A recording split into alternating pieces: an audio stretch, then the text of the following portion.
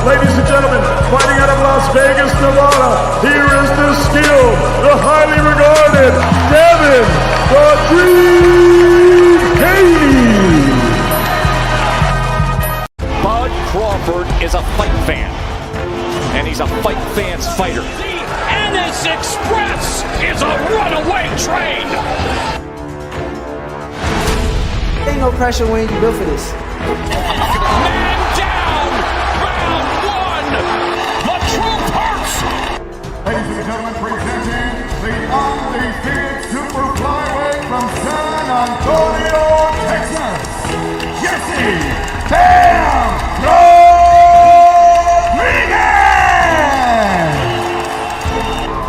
The universally recognized undisputed lightweight champion of the world, Devin the Dream Haney.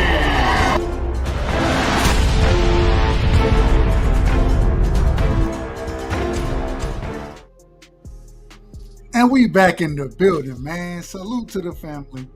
As always, much love and respect. I appreciate everybody pulling up. First things first, as always, man. Y'all make sure y'all hit the like button. Hit the like button, you know what I'm saying? Show love to the channel. Shout out to everybody in the chat already, everybody who done pulled up. Also, make sure you subscribe to the channel. You know what I'm saying? Subscribe. We got a lot of good things going. Shout out to my brother, BVO. You understand what I'm saying? Y'all make sure y'all go sub to BVO. Sports Talk Network. Y'all make sure y'all go sub to my brother, D-Free. D-Free doing his thing over there. Y'all make sure y'all go sub to my brother, Crush.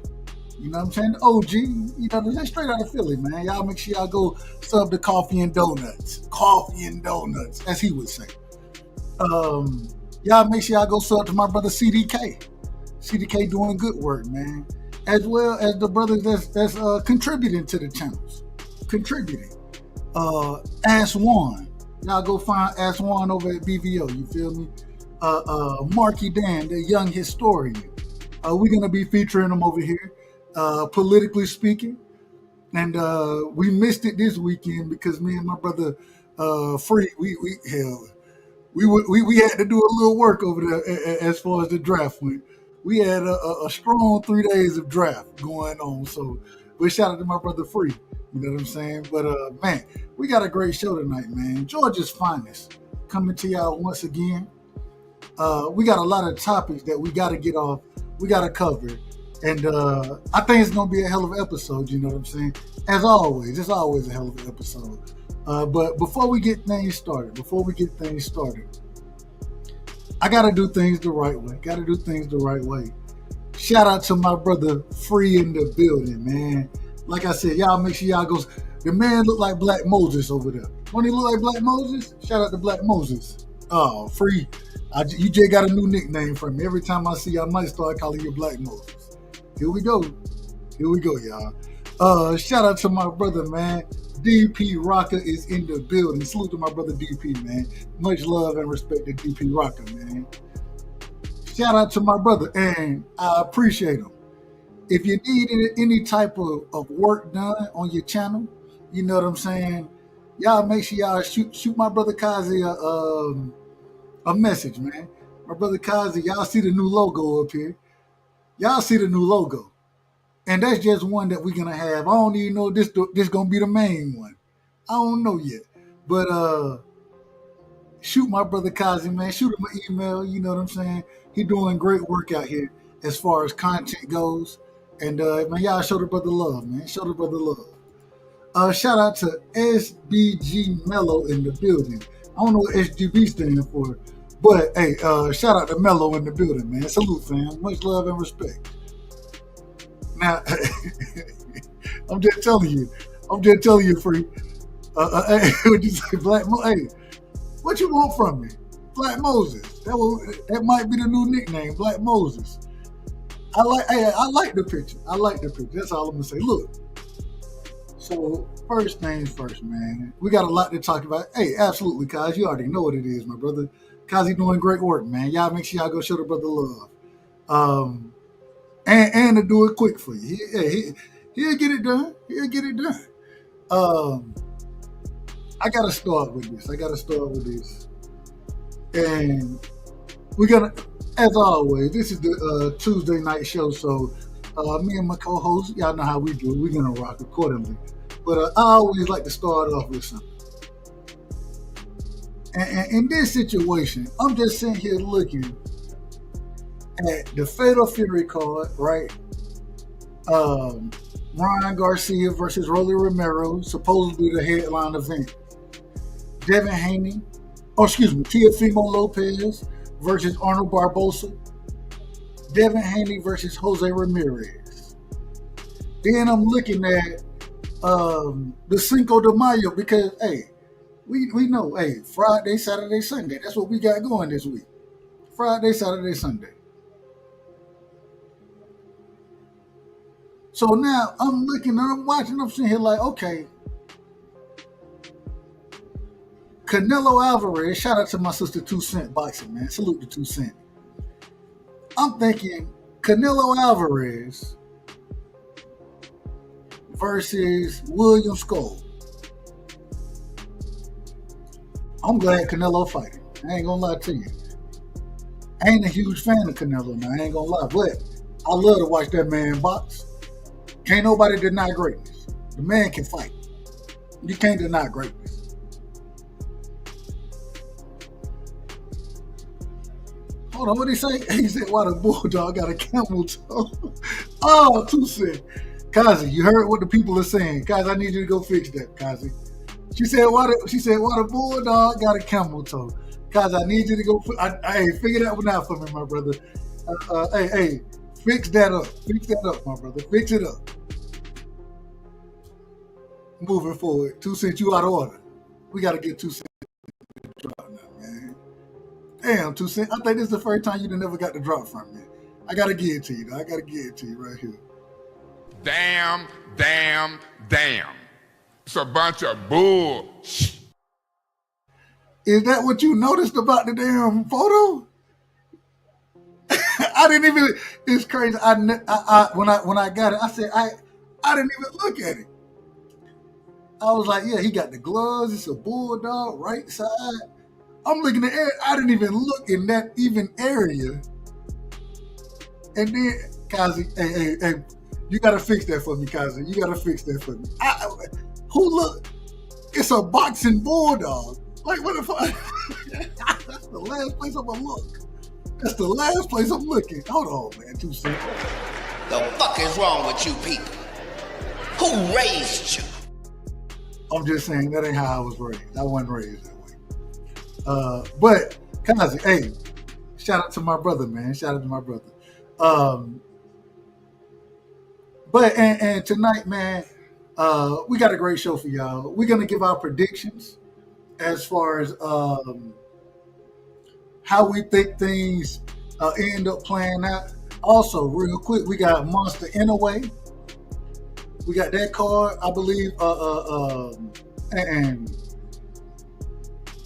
we'll see how that goes. I'm pretty sure we all pretty much understand how that card will go. But at the same time, we'll give a prediction on those. And I'm not going to. I'm gonna just be honest with y'all. I love boxing.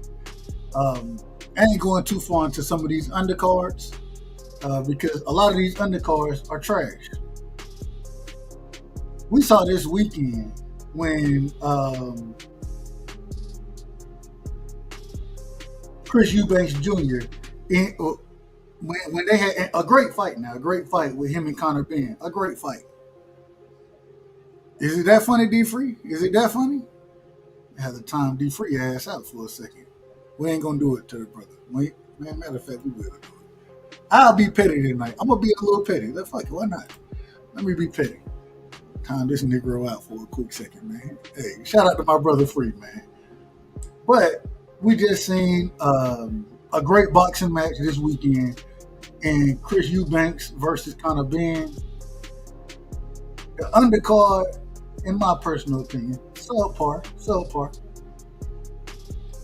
I ain't gonna lie to y'all. Y'all know I ain't gonna lie to y'all. I ain't got no reason to. I'm a fan of Anthony Yard. I like Anthony Yard. I thought he could have looked way better than what he looked in that bout that he was in. But at the same time, and we got to ask the question, what's next? Right? We got to ask the question, what's next for him? We got to ask the question, what's next? Shout out to my brother Piro in the building. Salute, Piro. Puro Suro, if I say it correctly. We got to ask those questions.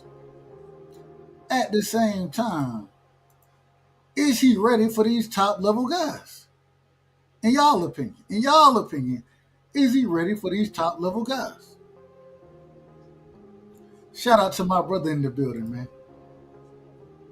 And y'all make sure y'all go sub to him as well. Clarence McClain is in the building. The No Duck podcast, man. No Duck Zone podcast, excuse me. Had a hell of an interview over there with an amateur boxer the other day. Y'all make sure y'all go check the brother out. The brother is at the fights. You know what I'm saying? Giving prime content. Please check this brother out, man. Show that brother some love because he doing the people's work. Absolutely doing the people's work.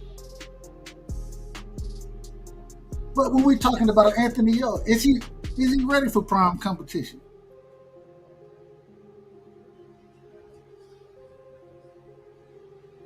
Hold on, what happened, Piro? I don't what? He said you don't do it, but I did how you say it, so I ain't tripping. I don't do what? What I don't do, Piro? You might be out of order, man. You might be out of order. We might have to get you to drop too. Conor versus Eubanks, was entertaining. I was entertained. I think Conor showed heart. I do too. I think he showed a lot of heart. The problem is the man game plan was so far off base, off kilter, coming out winging them wild punches that I don't know what you want from me. We got a new brother in the building, man. I think, hey, shout out to Cortez Bowles in the building, man.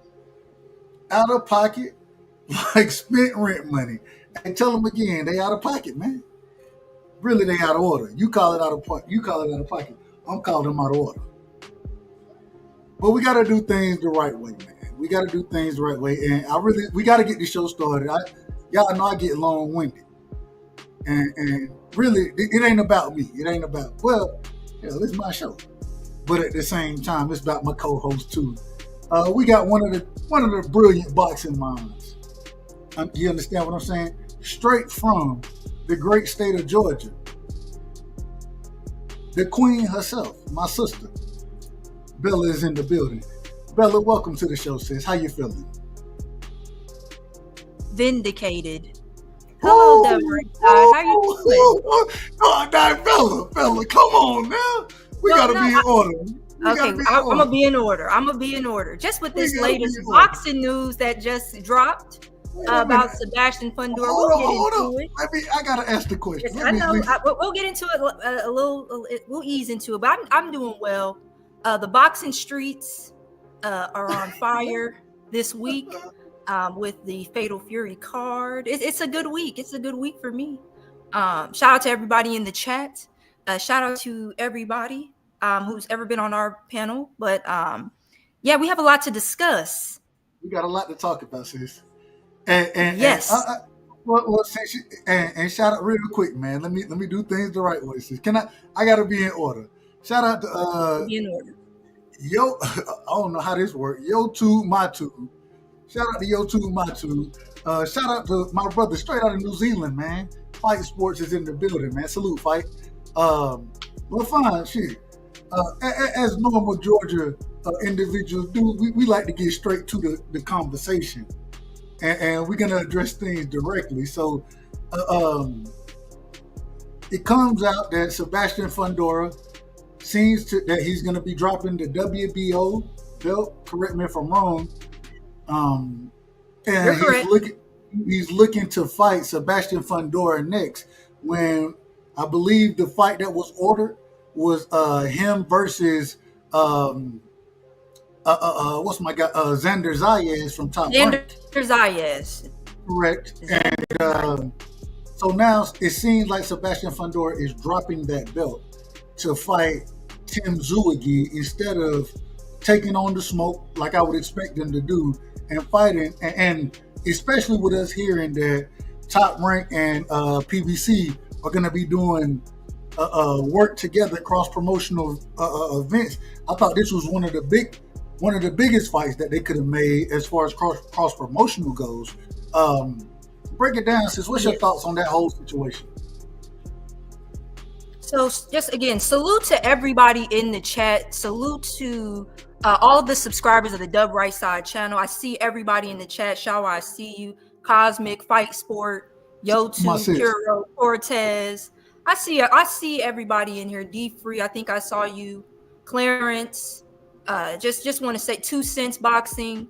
And then we got SBG Bello, DP Rocka. I see everybody in the chat. So let's get straight into it now. Okay, so what do I think about this? I am not surprised at all with what occurred. And as a matter of fact, we can travel back into time, right? When Sebastian Fundora and Terrence Crawford was ordered, there was a narrative on YouTube that Terrence Crawford was ducking Sebastian Fundora, even though they came to an agreement. Terrence Crawford stepped aside. And I won't name names out of respect, but there was a debate on this channel whether or not Terrence Crawford ducked Sebastian Fundora. And my argument was Sebastian Fundora was going to drop that belt to try and make that Errol Spence fight happen, because that fight was still, on the table.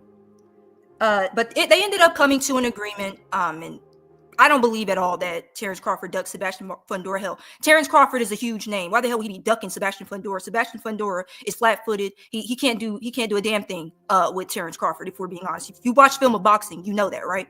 So Sebastian Fundora and Xander Zayas, their purse bid was ordered, and it was supposed to actually happen this Friday. Before the purse bid got ordered, Sebastian Fundora is now dropping his belt and will be rematching Tim Tszyu now.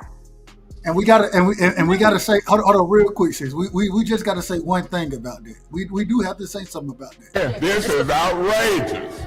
This is outrageous. Go ahead. My apologies. And another thing that's outrageous is Samson Lukowicz stated that Fundora would never drop his belt. He would be making this fight with Zayas or doing a unification. Tim Tszyu is not a unification. He would be defending those belts against Tim Tszyu. Sebastian Fundora is not fighting another champion to not fight Zayas. He's fighting Tim Tszyu. What do you make of that? So when you say it that way, and I feel you have an opinion on it, but and I want to give mine first, if you don't mind, sis. Go ahead and give yours.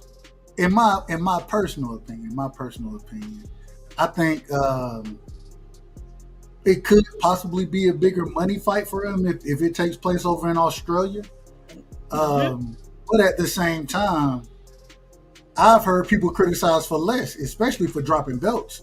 And to especially even if they're gonna make bigger money, quote unquote, but to drop a belt to do it, it seemed like you running from smoke. That's what it seems like. And I'm not accusing Sebastian Fundora from running from anything. I'm not accusing him of that. Not yet. But I will say, I done already fought Tim Tszyu one time. I feel like I can beat him.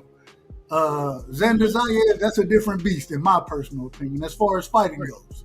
As far as the fight goes, I would be looking for him to take on an individual like, and those are, and I'm not saying Tim Tszyu is an old guy, anything like that, but I am saying these are two of the young sparks in the division at this current moment in time. And so, I don't understand it. I don't understand why you don't want the smoke. Man, get that smoke right there first. I think Tim Tszyu will still be there. I think you'll still have that opportunity to make that fight.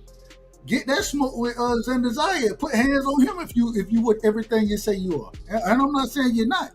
But that man said he wanted the smoke. Why you don't want it? Go ahead. My apologies. Right. And so I agree with you on that. But here's the thing, right? For me, it is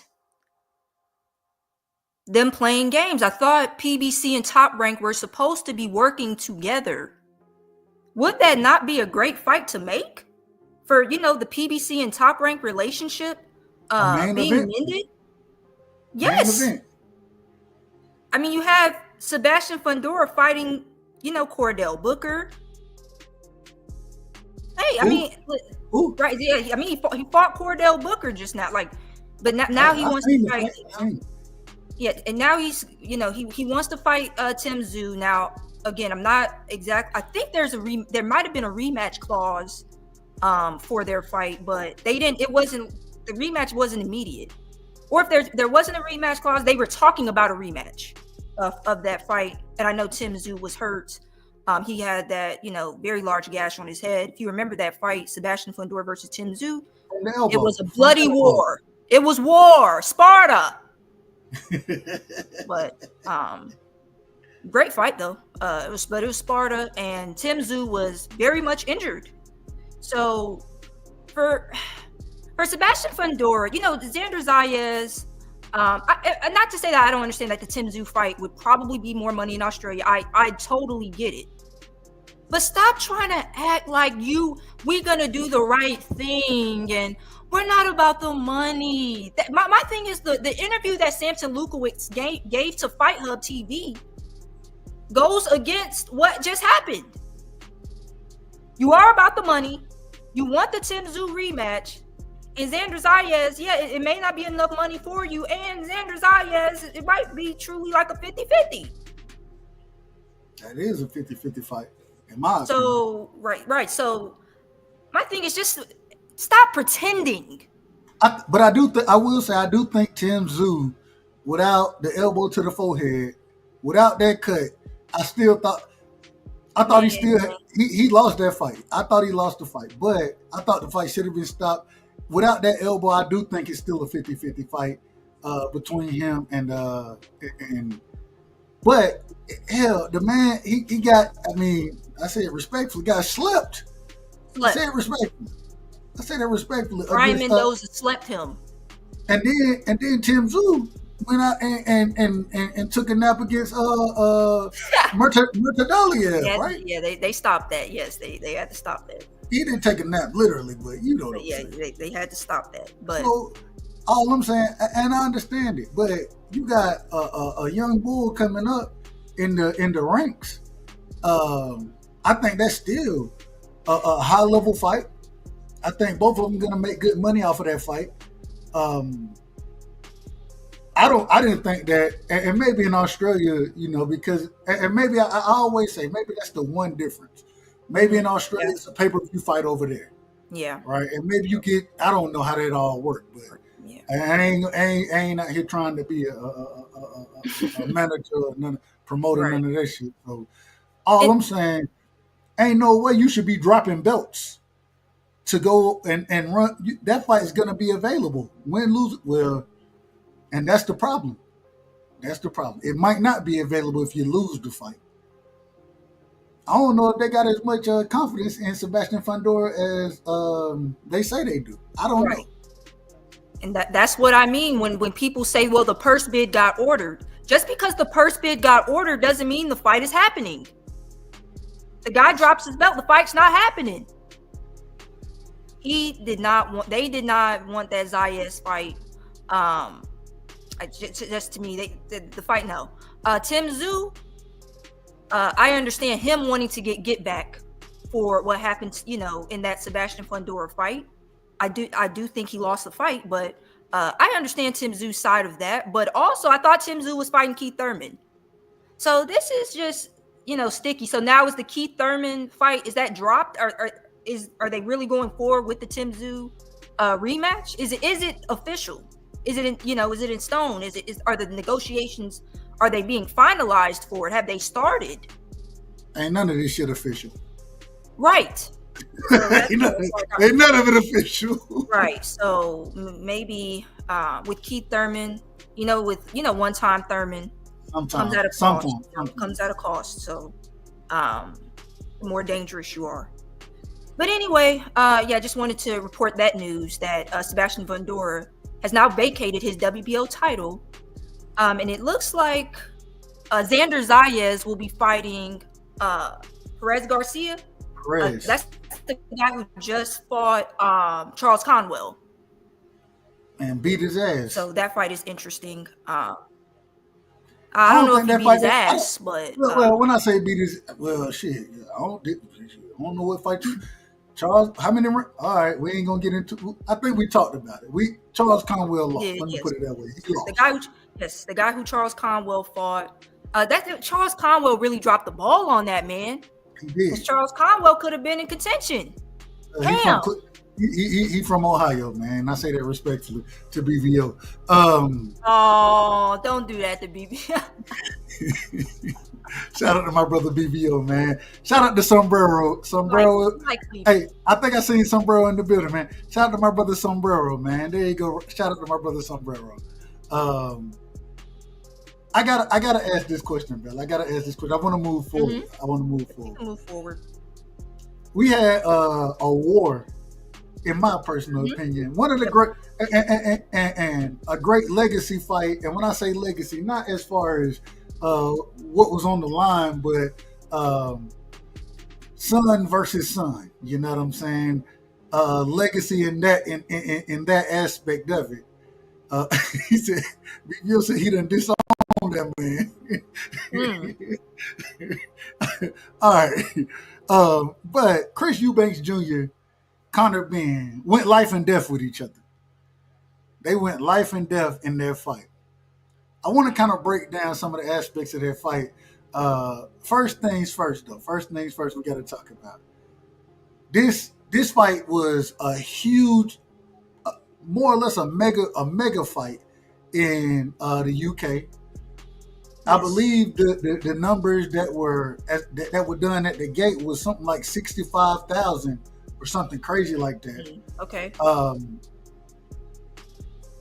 We've seen Eddie Hearn out there smiling, grinning, skinning, doing everything he could for the loser of the fight, Conor Benn. What was your thoughts on, first off, we're going to get to the fight. We'll break the fight down in a second. What was your thoughts on the promotion of the fight? It seemed like, and I understand it being in the UK, but it seemed like Conor Benn is being pushed harder than anybody else over with Matchroom and whatever Eddie Hearn got going on. It seemed like that's the guy he's behind. He's behind him more than a champion like Boots. This man ain't even a champion. What's your thoughts on that? Well, Conor Benn definitely has been getting pushed. This fight specifically with the promotion, right? Having KSI and Speed doing their promotional videos, and the videos being very much, and this is also, big thing with Turkey. they're spending a lot of money on like promotional videos, like, you know, for their events. But also just the way that this buildup has been brewing, not only with, of course, Eubank Jr. slapping Conor Benn with an egg.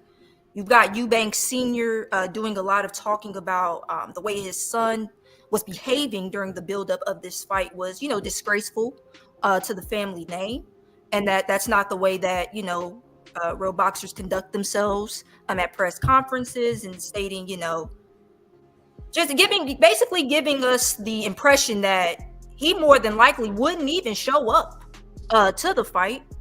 But then also just where all of the, you know, press conferences were happening, all of the paparazzi and the media, I was always seeing something about this fight on my timeline.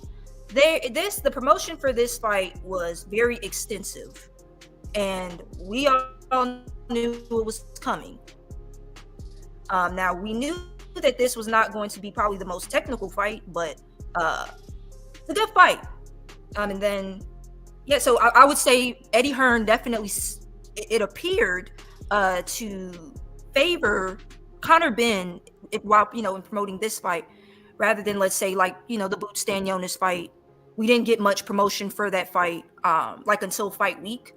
That Conor Benn Eubank promotion had been brewing for weeks and months. You know, we seen what Eddie Hearn did with and I said respect. We seen what he did with Shakur. Yeah. I want to. Do you think? And me personally, people think I'm crazy when I say it, but I think competition breeds. When there's competition, you got to put on the best to compete. You know what I'm saying? So I like the competition. At the same time, when you see an individual, and I'll be honest, I think a Boots, Shakur, even when Devin was signed over with Eddie Hearn, I think a lot of these guys are much better than Conor Benn, but because of that UK, and I will say, I think the UK has better fans. It is what it is. They have better fans, more loyal fans, people who, it don't matter. I watched Derek Chisora. This man, I don't know what his record is no more. I done stopped counting losses. But at the same time, anytime that man show up, the fans show up for him. You know what I'm saying? If you were an American fighter, would you go and sign with an Eddie Hearn? That's tough. Just because of the competition over there, I'm not exactly sure. And you could just see kind of the preference for the UK fighters. And, you know, the Conor Benn, I've just been seeing this guy like everywhere. They really been promoting him and pushing him. Conor Benn, he's horrible. I ain't gonna say horrible. He's a cocky guy, yeah. He's very beatable. A very beatable guy, especially with you. We'll get into it. My apologies. But just kind of wrapping this up, though, the promotion for this fight was clearly, you know, very extensive. It was good promotion, really good promotion, but also the history, you know, with the Eubank Sr. and Benn fighting twice, you know, putting on the middleweight and super middleweight divisions. Of course, that played a major part of this fight being huge, as well as, you know, the promo. I would say that probably played an even bigger part, carrying their families' legacies. But the promotion was really good. Go ahead, Doug. And I kind of want to jump around on this topic, but I'm glad you brought that up as far as the history behind it. We had heard stories that Eubank Sr., like you brought up earlier, he called his son or said that it was disgraceful. Some of the things he did, said he wasn't showing up for the fight. And then the night of the fight, we see both. And shout out to and I ain't the most fashionable individual. I'm from the country, man. Hey, give me a damn peacoat. You know what I'm saying? I'm good to go. I can't wear some of this shit. Say it again. It looks sharp. Hey, but that's what I'm telling you. The brother pulls up he come out in the it looked like it was a double-breasted. I don't know what that was. I ain't never seen it. I ain't never seen it right there. So I ain't gonna lie to you. Him and his son, they show up together. Both looking spiffy, as the UK individual would tell me, looking spiffy out there. He's showing love and support for his son. I will say, one thing I didn't like was when Eubanks, when him and his father entered the ring, his senior went over there and was hugging and talking to the other corner. Well, talk to him after the fight. Talk to him after the damn fight. Don't talk to him before the fight, nigga. I ain't like it at all. You didn't like it? Nah, man, listen. I'm gonna just tell you the truth. Hey, look. I'm rocking with my son. If it's a basketball game, I'm just talking basketball. I'm gonna shake your hand before we throw the ball up. But all that talking back and forth shit, we'll talk after the game. I don't care if we done played together. If I know you, we'll talk after the game. But before the game, I ain't got shit to say to you. Matter of fact, if you say something to me, I'm probably gonna say some crazy shit to you. I ain't gonna lie to you. That's just how that's how I rock playing sports from a sports thought process. And you see it a lot of times with fighters. They'll hug and be like, "Man, good fight." After we done been in the ring, we done shared the court together. That's one thing. But before it, nigga, I ain't got no respect for you, bro. I'm coming for your helmet. I don't give a fuck who you are. That's how I look at it. So I didn't like all that hugging and all that going over there, and I ain't like all of that. Man, you out of order, man. You out of order. What was your thoughts on him showing up for his son? And everything. I'll that whole situation. Go ahead. I'll talk about it. So when he popped out, so the camera is pulling up. They're saying Eubank Jr. is pulling up. So, but he came out on the other side, and then when the door popped open, first of all, they pulled up in a very nice black Rolls Royce SUV. It was with nice. Orange interiors. Oh, it was beautiful. Eddie putting that money out there now. Eddie putting that money out there for him. Okay. Man, nice. And then when he had a nice coat on when they opened the door and he posed.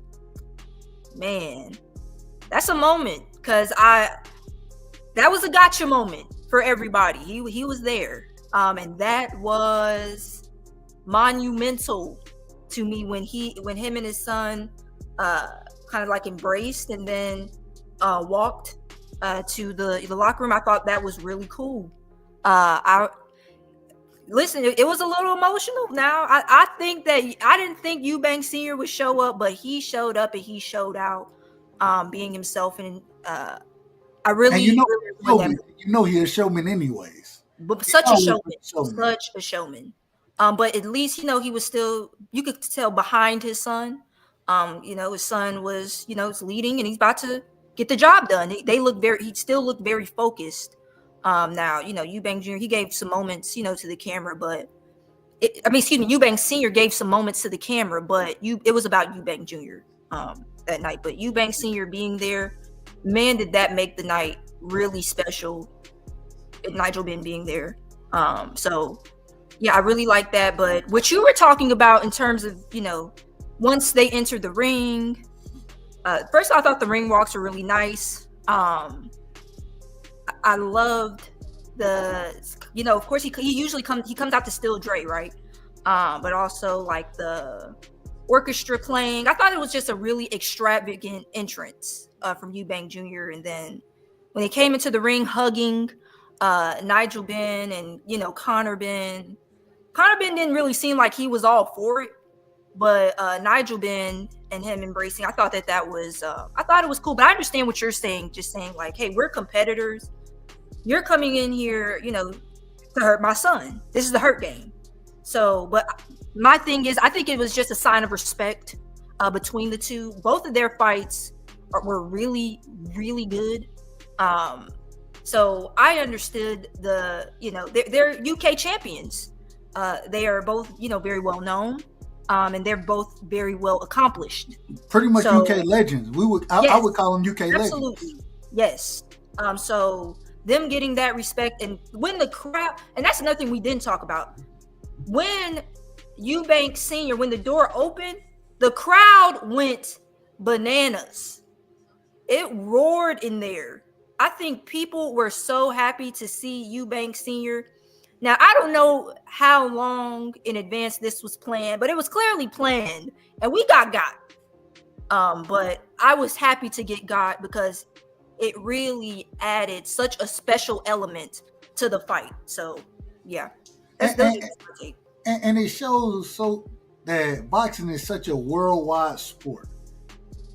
And even when I was watching it, I remember before, we had been covering the NFL draft and all that kind of stuff. And shout out to the NFL draft. Shout out to my brother Free. We did a hell of a job doing that. But I'm saying here, we done all been told, nah, man, Conor Ben, Eubanks Sr., he not showing up. He ain't fucking with his son. He on rock with him. And then he shows up. And although I still feel like there's a tad bit of a disconnect there, I still feel that way. I thought it was amazing to see and get what we got from it, because having two legends, especially on the UK level, that then fought each other, anybody who know anything about boxing know that those were two great fights that they had with each other. Yes. And now the sons, the build up to this fight, I thought it was a great build up. I thought it was pushed back a tad bit too long, but that is what it is. Yes. Still a great build up though. And then for them to go out and now let's talk about this. I want to move to the performance of the fighters, and then we'll move to a few of the other things. But as far as how they performed in the ring, right? Mm-hmm. Bella, you want to go first? Or you want me to go first on this one? It's up to you. You go first. No, you can go first. You can go first. Listen, Conor Ben, the man came out there as wild as I've ever seen him. Mm-hmm.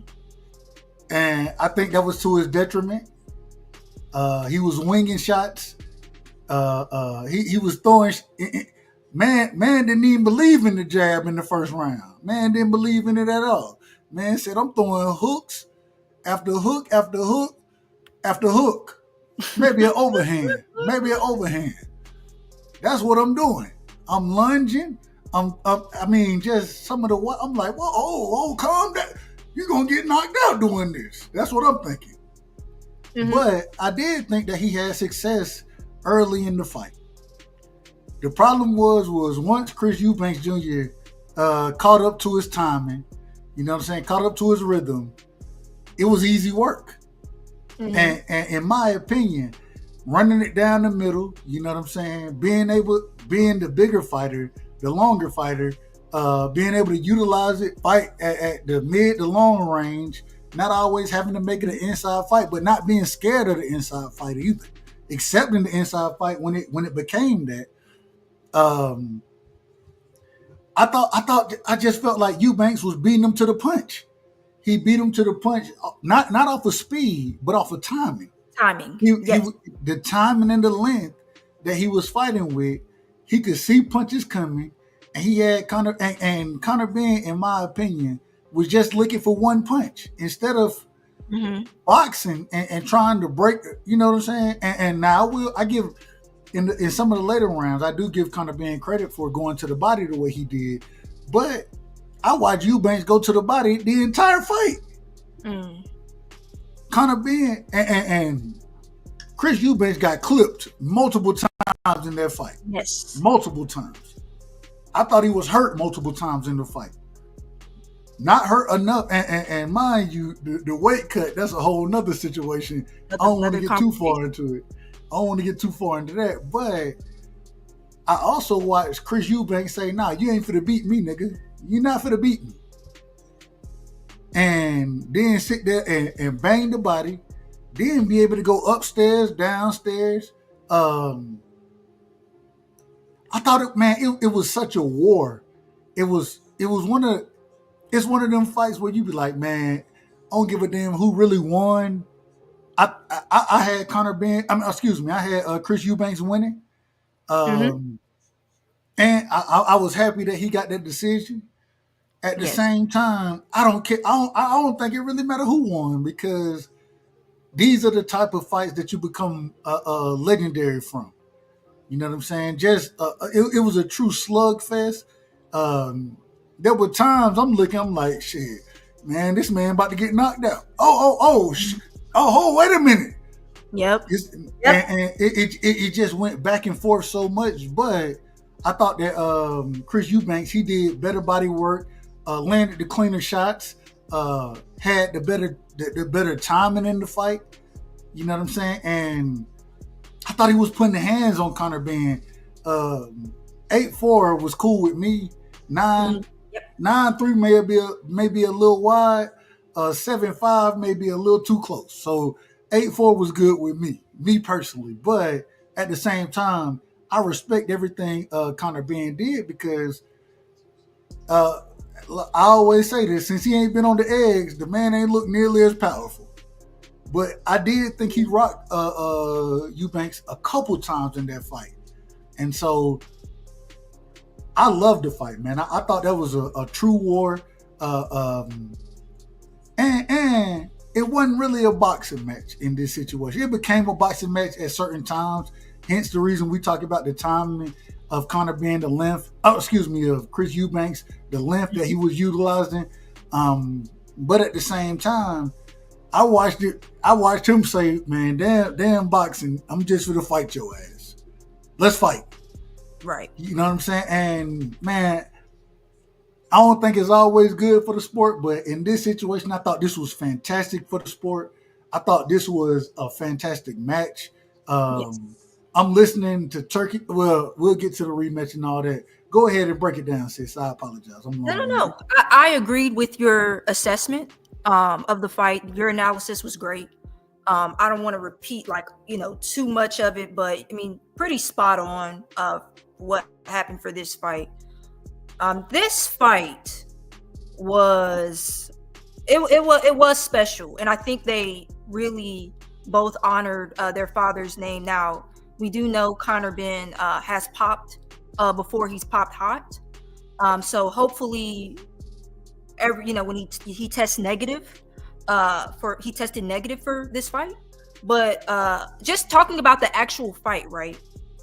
Here's my thing. I felt like this fight was competitive, but I didn't think it was close. I thought the rounds were competitive, but if you actually scored the fight in its totality, I just didn't think the fight was that close. I thought Eubank Jr. was the clear winner. And that's another thing too. Why do our people always add an S to folks' names? This man's name is Eubank Jr. Hey, listen. So, don't do it. Oh, now you out of order. You out of order. Because I call him Chris Eubanks. I say Eubanks. Singular. Eubank Jr. Yes, Christopher Eubank Jr. But anyway, just to the analysis. So, this was great. Hold on. If y'all didn't see that, chat, she just called me black. That's what she just called me now. Go ahead. Rastafari. Anyway, so what was I going to say? This fight, I felt like it was competitive, but it was not close to me. This was a really good performance from Eubank Jr. And definitely a good performance from Conor Ben. And I would say that this fight exceeded expectations without question. I think using the jab and continuing to feint, that's really your key to, getting on the inside. Or if you have the reach advantage, just use the jab and feint, and you'll be good. I felt like the difference in this fight was Eubank Jr.'s jab, but Conor Ben needed to jab. It was him leaping in with the lead left hooks. It was just the hooks, and he kept leaving himself open for counters. If he just threw the jab more, and just like you said, went to the body more, this is definitely a closer fight to me. But he just didn't throw the jab enough. Now, both of them were rabid punching. But in the clinch, my God, yes, they were rabbit punching. they hitting in the back of the head like a Eubank Jr. was the one getting warned for it. Yeah, Conor Ben didn't get warned at all. And Ben wasn't getting warned. Now, the ref, I think, did a good job in the beginning, just telling them, like, if I tell y'all to, stop, break, you break. Stop holding on to him, and I'll get to it. But, man, that was a good fight. But you could visibly see that Chris Eubank is definitely bigger than Conor Ben. Yeah. But Conor Ben's got some power. Not, not crazy knockout power. Like, they didn't knock him out. And this also with the rehydration clause, you would think, maybe Chris Eubank goes down in this fight. He didn't go down. Man, listen, them body shots was hurting Chris Eubank. Man, them body shots. And that's why I was looking. He was economical with them, though. He was economical. For no reason whatsoever. Yeah. I would have, man, when I seen Chris Eubanks in the damn, what are they, the sweat bag, looking like a potato out there, motherfucker, trying to cut their weight. I'm like, man, this is not good. This is not good. Yeah. And the man still didn't make the weight. Yeah, but and so, and I know he missed it by whatever. Right. But at the same time, you didn't make the weight. And I gotta say this. Anytime a fighter don't make the weight, bro, you better, man, attack the body immediately. Attack the body continuously. Why? Because that's where that rehydration, of course, the brain, of course, but man, attack the body because that's where that weight is drained from. It's drained from them muscles. Man, attack it. And I didn't think that Conor Ben did a good enough job attacking the body. Yeah, I agree with you on that. Totally. I really thought that he gassed himself out from throwing wild winging shots early. Wait, hold on, because I do. I agree with that too. But let me get to it. So, first of all, this ring, you guys, was an 18-foot by 18-foot ring. This ring was small as hell. Chris Eubank Jr. had nowhere to go. He had to stand in front of him. I see people in the comments, and shout out to everybody. Shawa, Anthony, Rick, Dragon Assassins. I see all y'all. And Dank Father. I see you, Dank Father. But yeah, in the chat, come on, y'all, man. That ring was 18 foot by 18 foot, man. Eubank Jr. had nowhere to go. Hey, she better than me because I can't look at some of y'all niggas in the chat and call y'all out while I'm talking. So she better than me. Keep going. Standard ring size is not 18. That is small. I know gyms. There are gyms that have a 22 by 22. 20 by 20. 18 foot by 18 foot is small. So man, he had advantages galore in this fight. But Eubank Jr. was still bigger. And the thing where you were talking about like him wearing down, right? Chris Eubank Jr. he clearly, has more experience like in championship rounds and things like that. And just, in longer fights in general. I think Eubank Jr. wisely used that experience that he has and him being bigger. When they like clinched and he would do a guillotine, or he would like put him in guillotines and like squeeze it. I'm telling you, it started wearing down on Conor Ben very slowly. All that leaning on him he was doing, that was what really, I think, on top of, just the jab. And there were things, it just weighed Conor down like as the fight went on. Excellent fight though, in terms of the entertainment aspect. Now, the inside fighting was not great. I'll be honest. Now, the inside fighting wasn't great. It was very wild in the inside. The inside got wild. And it was a lot of ish talking. It was a lot of ish talking. Hold on. And that's what I was trying to get. Go ahead, Doug. I watched them talk more than they threw punches. And then when they get close to each other, they whispering in each other's ear. I'm sitting like, my God, boy, y'all niggas wild tonight. This what y'all look. This what we on. This the time we on. This the time we on. All right. The entertainment factor was high for this fight. So I I loved was it. totally with it. But yeah, when you are bigger, you need to use your size advantage. And to me, that played a very big role in wearing Conor Ben down. But also just the championship rounds for this fight. I thought Chris Eubank Jr. I thought he won He dogged those it out. championship rounds clearly. It just like you said, just showed who had more dog. Not much technical boxing going on. A lot of women. But both probably, they looked tired, but their will was not going to, stop them from going, stop them from staying on their feet. They were both going to stay on their feet for this fight. So when he was connecting them on them with those hooks, and Conor Ben, specifically that 12th round, man. Oh, I thought Conor Ben was about to get stopped, but he has heart. Bearing, a negative,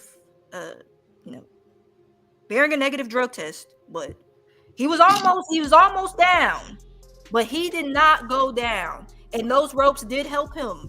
Him getting on those ropes was smart. Damn right. Let He's me lead. probably going down. So he smartly used the ropes. I need to lean right now. I got to lean.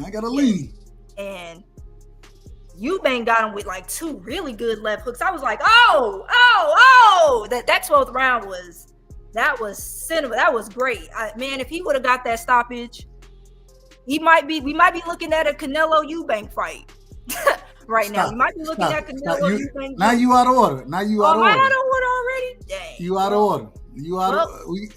But we're not there yet. We're not there yet. But really good fight, high entertainment value. Conor Ben, he really did exceed my expectations. And here's the thing too: if Conor Ben, man, if he just had a jab and if he just utilized like the jab cross more, it would have been really, a very close fight. But both of them, the hook. I want the hook, but we do want the hook. But use your jab and feint first, then do the hook. Don't, But anyway, very good fight. Looking forward to seeing what they both do after. Hold on. Because you said what they both do after. We hear now, and we saw Eddie after the fight. They say, and I want to be in order. But Conor Ben said that Chris Eubanks had to go to the hospital for a broken jaw. Come to find out that the man's jaw wasn't broken. But Eddie Hearn says that he not sure about the rematch right now. He want to go back, sit with Conor Ben. He think Conor Ben has an opportunity to snatch some belts at 47. He's not a natural 60-pound fighter. So Eddie Hearn is saying he wants him to go back down. At the same time, I don't see this man beating, I say this respectfully, the man, he might beat Mario Barrios, possibly. Mario Barrios might beat him. I don't know. I'm just going to tell you the truth. I don't know that. I don't know Conor Ben. I can't say that to be a fact. I think Mario Barrios is a much better boxer than Conor Ben is. I think Conor Ben carries more power than Mario Barrios does. But I don't think he'll get that fight. So he's not going to get the Brian Norman Jr. fight. So Boots is next. Do you see him doing anything at 47? Or should he just go ahead and make the rematch happen? What would, in your opinion, sis, what would be the best situation for that fight or for Conor Ben moving forward? So they're pushing for that rematch. I believe Turkey said he gonna pay for it now. Turkey said gonna pay for it. The rematch. They're reporting September. When it's official, of course we'll talk about it when it's official. But he's going to push for that rematch. I think he's rewatched the fight. I think he thinks he can beat Eubank Jr. and I think he's gonna get a rematch. Financially, that might be his best option right now. But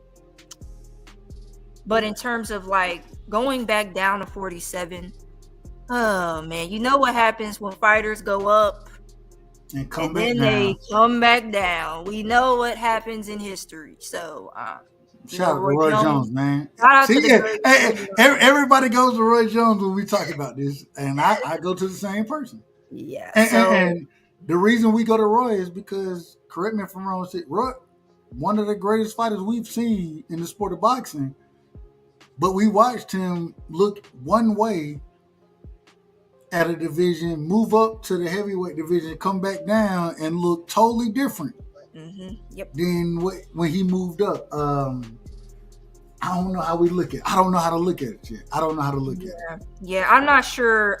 Maybe it works for him, but Eubank Sr. kind of spoke on Conor Benn moving up to 60 anyway, and stating that he's a smaller man, that it was dangerous to move up to 60 and even fight Eubank Sr. Then it was also dangerous for Eubank Jr. to come down from 68 to 60, and he just knows the tremendous stress and aching that your body goes through when you have to cut weight, and then you're naturally bigger. He's naturally smaller. He's coming up in weight. Eubank Sr. believes that Matchroom has destroyed Conor Benn's career with this fight. I'm not going to go that far, but I'll say going back down to me would be probably not the best idea. If he goes down maybe 54, but 47, it's a lot. But the problem is if he moves back down, who does he fight? And I say this respectfully to Chris Eubanks Jr. And hey, shout out to Chris Eubanks Jr. for getting this dub. If Conor Benn moves down to, and like you said, whether it's 54, 47, I really don't think he should go back down to 47. Maybe 54 would be better for him. But who does he fight? Right. Yeah. I don't think he beats none of these guys. Said Barrios. Well, he was saying Barrios. Barrios. And if I say this respectfully, anybody on the Fatal Fury card right now beats Mario Barrios. And when I say that, whether it's Devin, I'm just being honest, whether it's Devin, Jose Ramirez, well, I don't know about Jose, but I think Jose Ramirez may beat Barrios at 47. I ain't gonna lie to you. Ryan Garcia, I don't think Rolly does. I don't think Rolly does. People give Rolly credit for power, man. Damn all that shit. Rolly trash. In my opinion. If Tio moved up there, if Arnold Barbosa moved up there, I think all of them beat Conor Benn. All of them. Mm-hmm. Right now, Boots put hands on Conor Benn. Brian Norman Jr. put hands on Conor, stops him, sleeps this man. I don't know. I don't know what y'all want from me. I don't know what y'all want from me. You got anything on that, sis? Yeah, Conor Benn, he just needs some more tools, man. He just has to. I'm telling you, he would be so much better with a jab. But anyway, you gotta buy them tools. You gotta buy them tools, sis. You gotta buy them tools. But yeah, in terms of just his best option moving forward, for him, it's going to be the rematch. But who knows where he goes, what he actually ends up doing. But yeah. I think maybe Eubank Sr.'s thinking that this is the end of Conor Benn's career. I'm not sure if they can still squeeze some money out of him, they'll find a way to do it. So Eubank Jr.'s next fight will be interesting. And Eubank Jr. we know is older. Yeah, I was about to say, who you think he's gonna fight next? First off, I think at 68, it's just not looking good at 68 for him. He's gonna get stopped. Yeah. I'm just being honest. Listen, the man struggled already to make 60. You know what I'm saying? I mean, like we said, had him in the damn potato bag, trying to make 60, and still didn't make the weight. And in my opinion, I thought if he was a little more hydrated, he really would have beat the shit out of. In my personal opinion, he really would have beat the shit out of Conor Benn. But his natural weight is what? 68? Bruh. Mm-hmm. This nigga ain't beating nobody at 68. There's some names at 68 for him to fight. But I just think they're all 68 is infested with sharks, but 68. Man, hold on. Does he beat Caleb Plant? Maybe an Andre? Andre beat the shit out of him. maybe. No, I see Caleb Plant stopping him. Exactly. That's what I'm saying. Like, yeah, no. And all I'm saying is as far as Chris Eubank, I think that I think there has to be a rematch for him. He got to win that. That's his. The man's never been a champion. Nope. Never been a champion. And I'm not saying that disrespectfully to him. I'm not saying it disrespectfully. What I am saying is this was your money fight. You know what I'm saying? And the rematch, win, lose, or draw, a money fight for you, that's what's going to happen. But anybody else, I just don't see, man, at 68, I don't see this nigga beating nobody at 68 right now, bro. I hate to say it. And I really don't hate to say it just because I ain't a fan of neither one of them like that. But I mean, I love to watch him fight. But I ain't no big fan of him. So, nah, he getting scrubbed at 68. He getting scrubbed up. McCumbee will stop him. I'm just saying. McCumbee damn near, and people don't want to believe it, he damn near stopped Caleb Plant until Caleb Plant said, let me take this shit to the inside, nigga. Let me smother this nigga and beat his ass up on the inside. So, I just don't think, I like Chris Eubanks Jr., you know what I'm saying? I ain't got no problem with him. He not that talented to me. And I think that's the difference that I think about these UK fighters. And I want to get to this point right here because we're talking about UK fighters. The undercard, we had my guy on there, man. Anthony Yarde was on the undercard. Anthony Yarde looked average, to say the least. But hey, I still rock with Anthony Yarde. Outside of not sparring, I rock with Anthony Yarde, man. I think the brother can fight. What was your thoughts on the undercard as far as Chris Eubank and not just the Anthony, break it down however you want to, but just the undercard of Eubanks versus Conor Benn? What was your thoughts on that undercard? So I did see Yarde and Arthur. I thought that was a cool fight. I didn't think it was that good.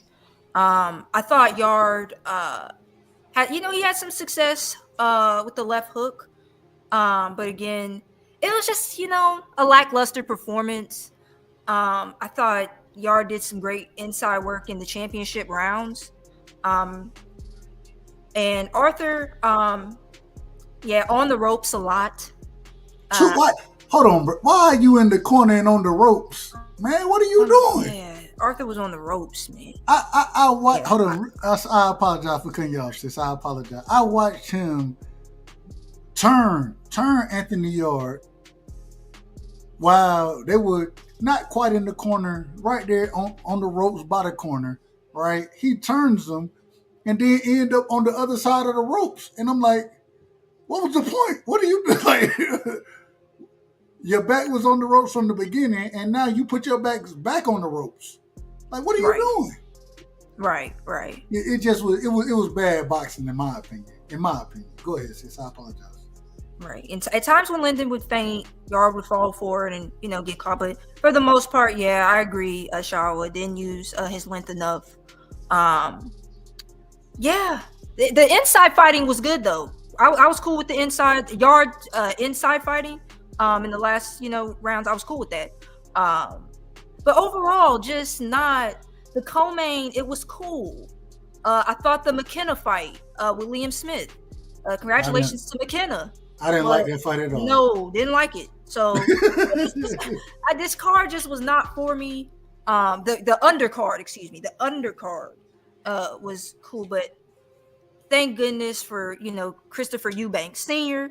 Thank goodness for Nigel Benn, and thank goodness for Eubank Jr. and Conor Benn putting on a super performance in terms of entertainment value. By the way, not in terms of technical boxing, in terms of entertainment value. I was highly entertained with them. But Anthony Yarde, like you said, definitely talented fighter, right? Good fighter, but just had some lackluster performances. I'm not, so wasn't impressed with this performance from him or Lyndon Arthur. So, but yeah, I gotta ask, and I want to, because I didn't quite see this. I saw some of it, and I went back and watched it. One of the controversies in this on this whole card was Billy Joe Saunders going over to I believe it was Chris Eubanks' camp, as far as asking to test raps, those type of things.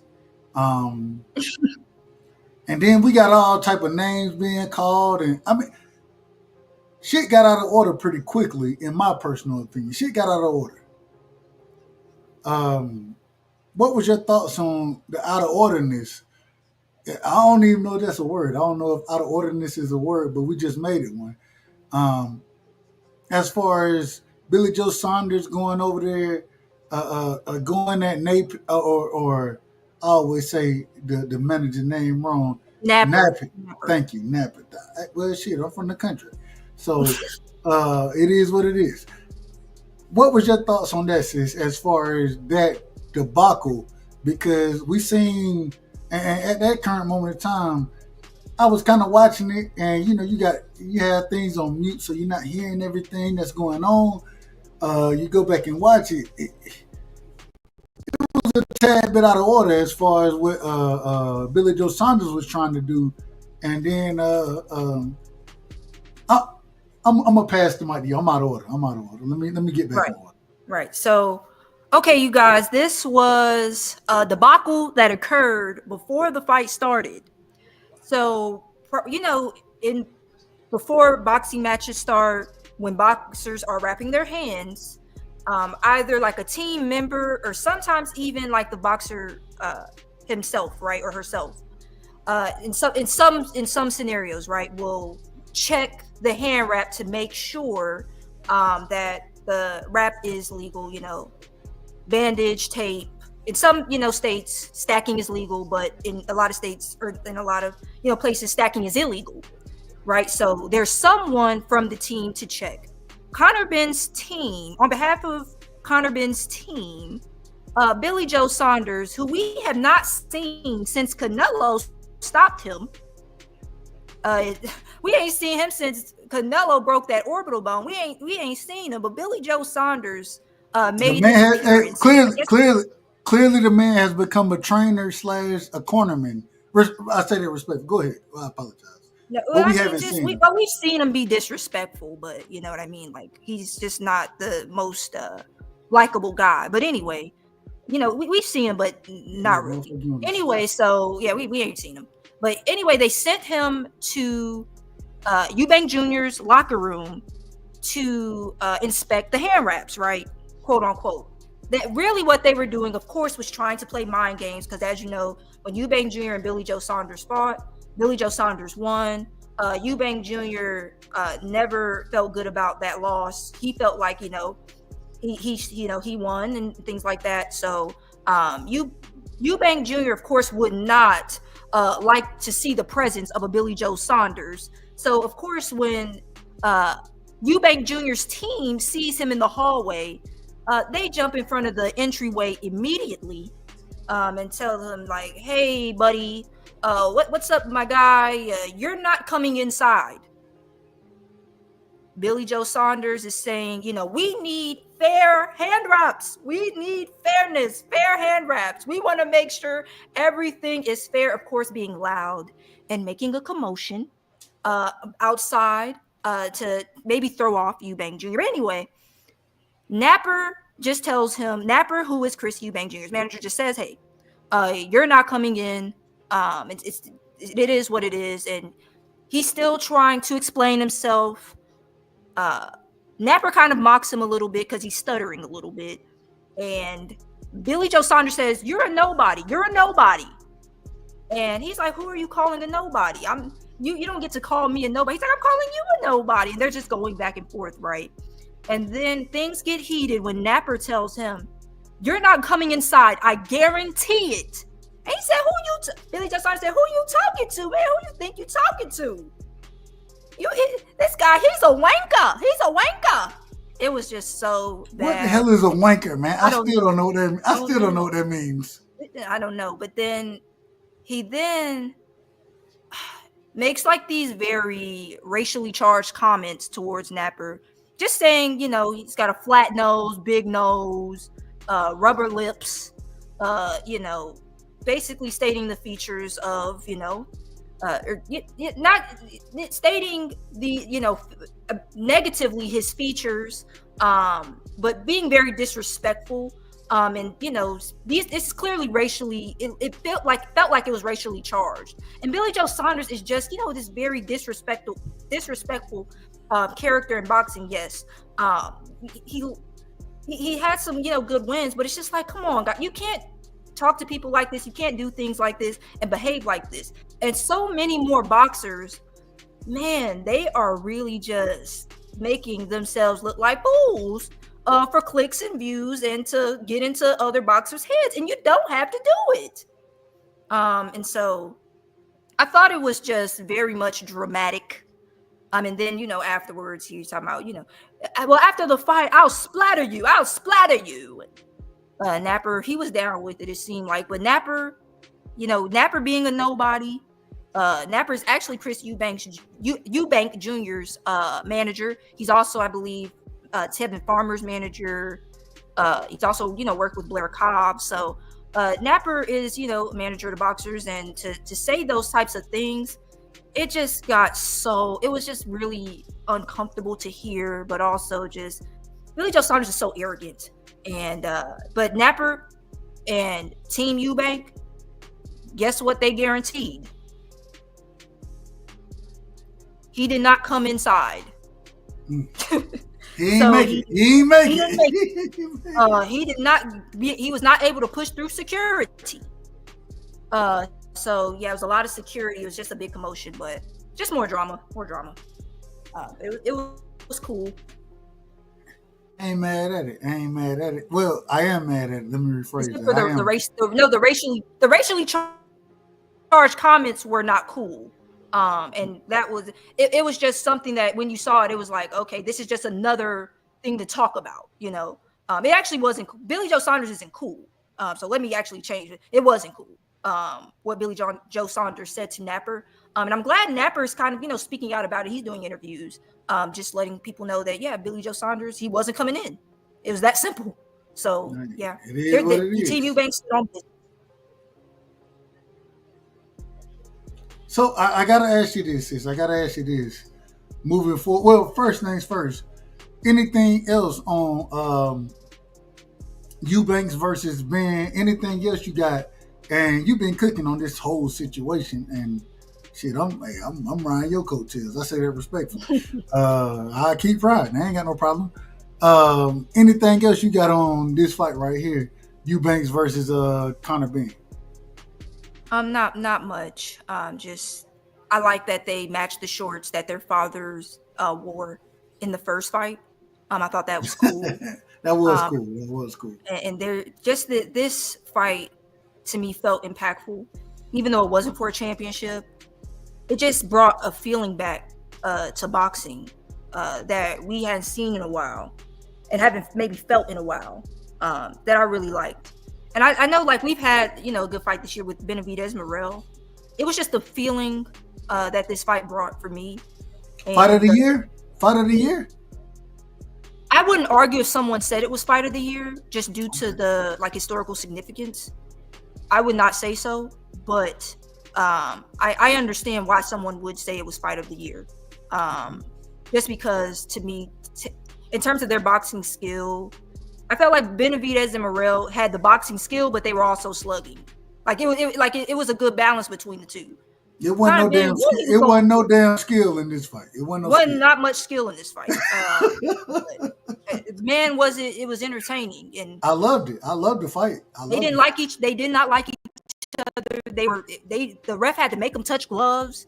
There was just a lot of they was whispering in each other's ear in the clinch. I'm like, well, y'all out of order, man. Y'all out of order. This might have been fight of the year, actually, just because of the build up and there being, true beef behind everything.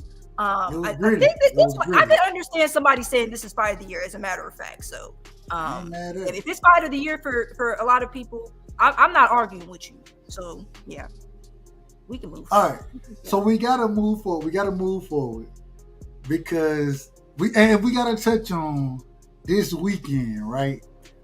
We have first off on Friday, and I don't know exactly how I'm gonna do it. I want to preface my whole comments with this. I don't know exactly how we're gonna do this, but we will definitely be covering the fight.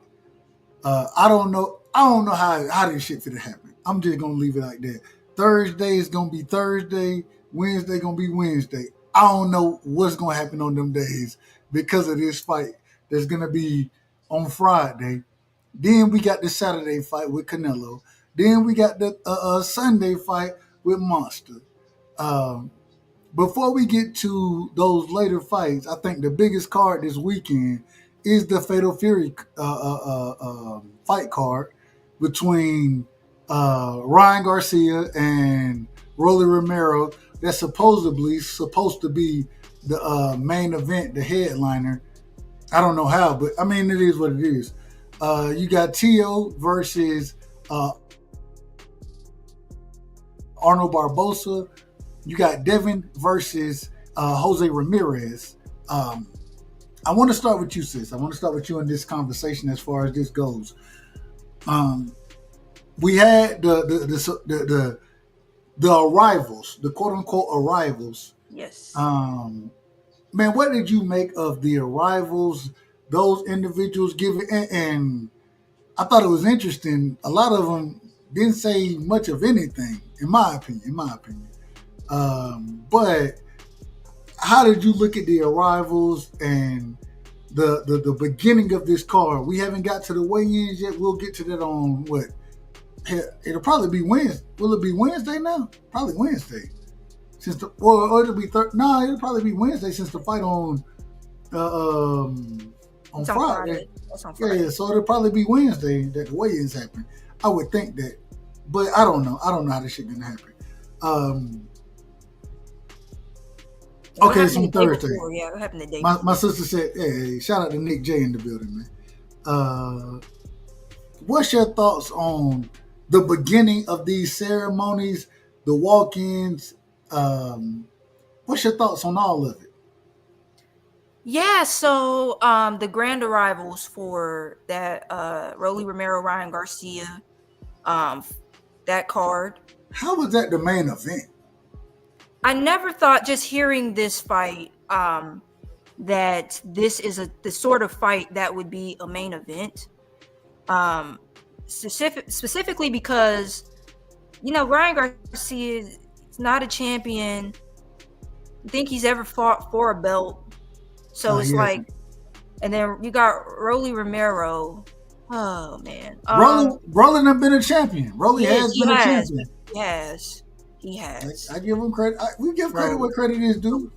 We recall the last anyway. So yeah, so Ryan and Rolly being a headlining fight. Nowhere to me is this a headlining fight in terms of just skill, but in terms of the name recognition of Rolly. I don't see how this is a headlining fight, but it's a headlining fight. This is headlining the card, and the grand arrivals. let's just get to the grand arrivals. So every fighter came out on a runway. They were introducing each fighter, and each fighter I felt like got, a nice round of applause. With clearly the exception of Devin Haney. Now Tio might have got a few boos. Teofimo might have gotten a few boos, but Devin Haney was clearly booed the most, and it was very clear that that New York crowd is not. They're not, Devin Haney fans per se. They may be more so Ryan Garcia fans, so or just not fans of Devin Haney. I don't even think they're probably Ryan Garcia. They're just not fond of Devin Haney, maybe Bill, whatever. But it was a big, the crowd definitely erupted in boos. But Devin Haney just, he's a professional. When he walked down, he acknowledged the crowd. He smiled. He threw up the peace sign, and it is what it is, I thought the grand arrivals, all of the questions were, of course, they were structured to make Ryan Garcia look good. And, that's how I felt. I felt like there was a very much they were pinpointing that Devin Haney and Ryan Garcia will be rematching, basically. They have to ask Jose Ramirez questions. They have to ask Rolly Romero questions. But a lot of the media surrounding the grand arrivals was mainly focused on Ryan and Devin, I would say. Teofimo Lopez and Arnold Barboza, that was interesting. That they were the only two that didn't face off. And Teofimo just basically said he's grateful, and he's looking forward to fighting. And Barboza said he's ready to, beat Teofimo. So I didn't feel like there was too much to, cover with this grand arrivals, other than the media clearly was favoring Ryan Garcia all through the grand arrivals, even the pre-grand arrivals with the conversations they were having. A lot of it's tailored, tailored to talking to, to Devin Haney and seeing how he'll bounce back. Does he still have a chin? Just kind of the script that they're pushing. The script is, this is clearly a script, and everybody knows what they're supposed to be saying for this fight. So listen, I love all of it. One of the, and I'm gonna tell you why. If anybody know me, y'all know I rock with Dev. And I think Dev for the step on Jose Ramirez. And since we got to get to that, we got to get to our predictions for this week. We only do the show once a week, so we got to start doing predictions for the week coming up, and we'll come up and talk about our predictions afterward. But man, you damn man hate all y'all want to. Yep. I've been watching, and like I said, I'm a fan. I'm a fan first, but I'm a realist. Anybody that done been on this show know I criticize Devin. I don't got no problem criticizing Devin. After Devin lost against Ryan, I said he fought the wrong fight. And then when it came out that Ryan was cheating, I said, wait a minute, this changes things. Because a little more stank on that punch, as my sister would say, as Nick J would say, a little more stank on that punch, it changed the situation. But I still thought he fought the wrong fight. And shout out to Nick J. Shout out to the Queens of the Ring over there, man. Queens of boxing talk. Queens of boxing talk. I'm out of order. Queens of boxing talk. My apologies. I apologize. Shout out to the Queens of boxing talk, Nick J and Boxiana, man. I got a lot of love for him. Shout out to Shawa. What I'm trying to tell you is this right here. The focus I see in Devin Haney, and I'm glad that they booing him. I'm glad because I think he take that and embraces that. I don't think it bothers him. And the man should never be the villain. Anybody who is raising their children the right way would definitely say that I would want my son raised like Devin is. Anybody raising men. Me and Bill, hey, I disagree with Bill. I disagree with him. But that man has done a fantastic job raising Devin. A fantastic job of putting Devin in the right position. That's a fact. And I watched Devin, man, that man looked confident. Yep. And didn't even want to speak too much about the shit. Didn't speak about none of it. You know what I'm saying? He didn't have no conversations about T.O., about Ryan. He didn't have no conversation about none of that. When the press tried to get him off his square, what he said, nope. Jose Ramirez is what I'm focused on. Mm-hmm. I listened to this man do multiple interviews.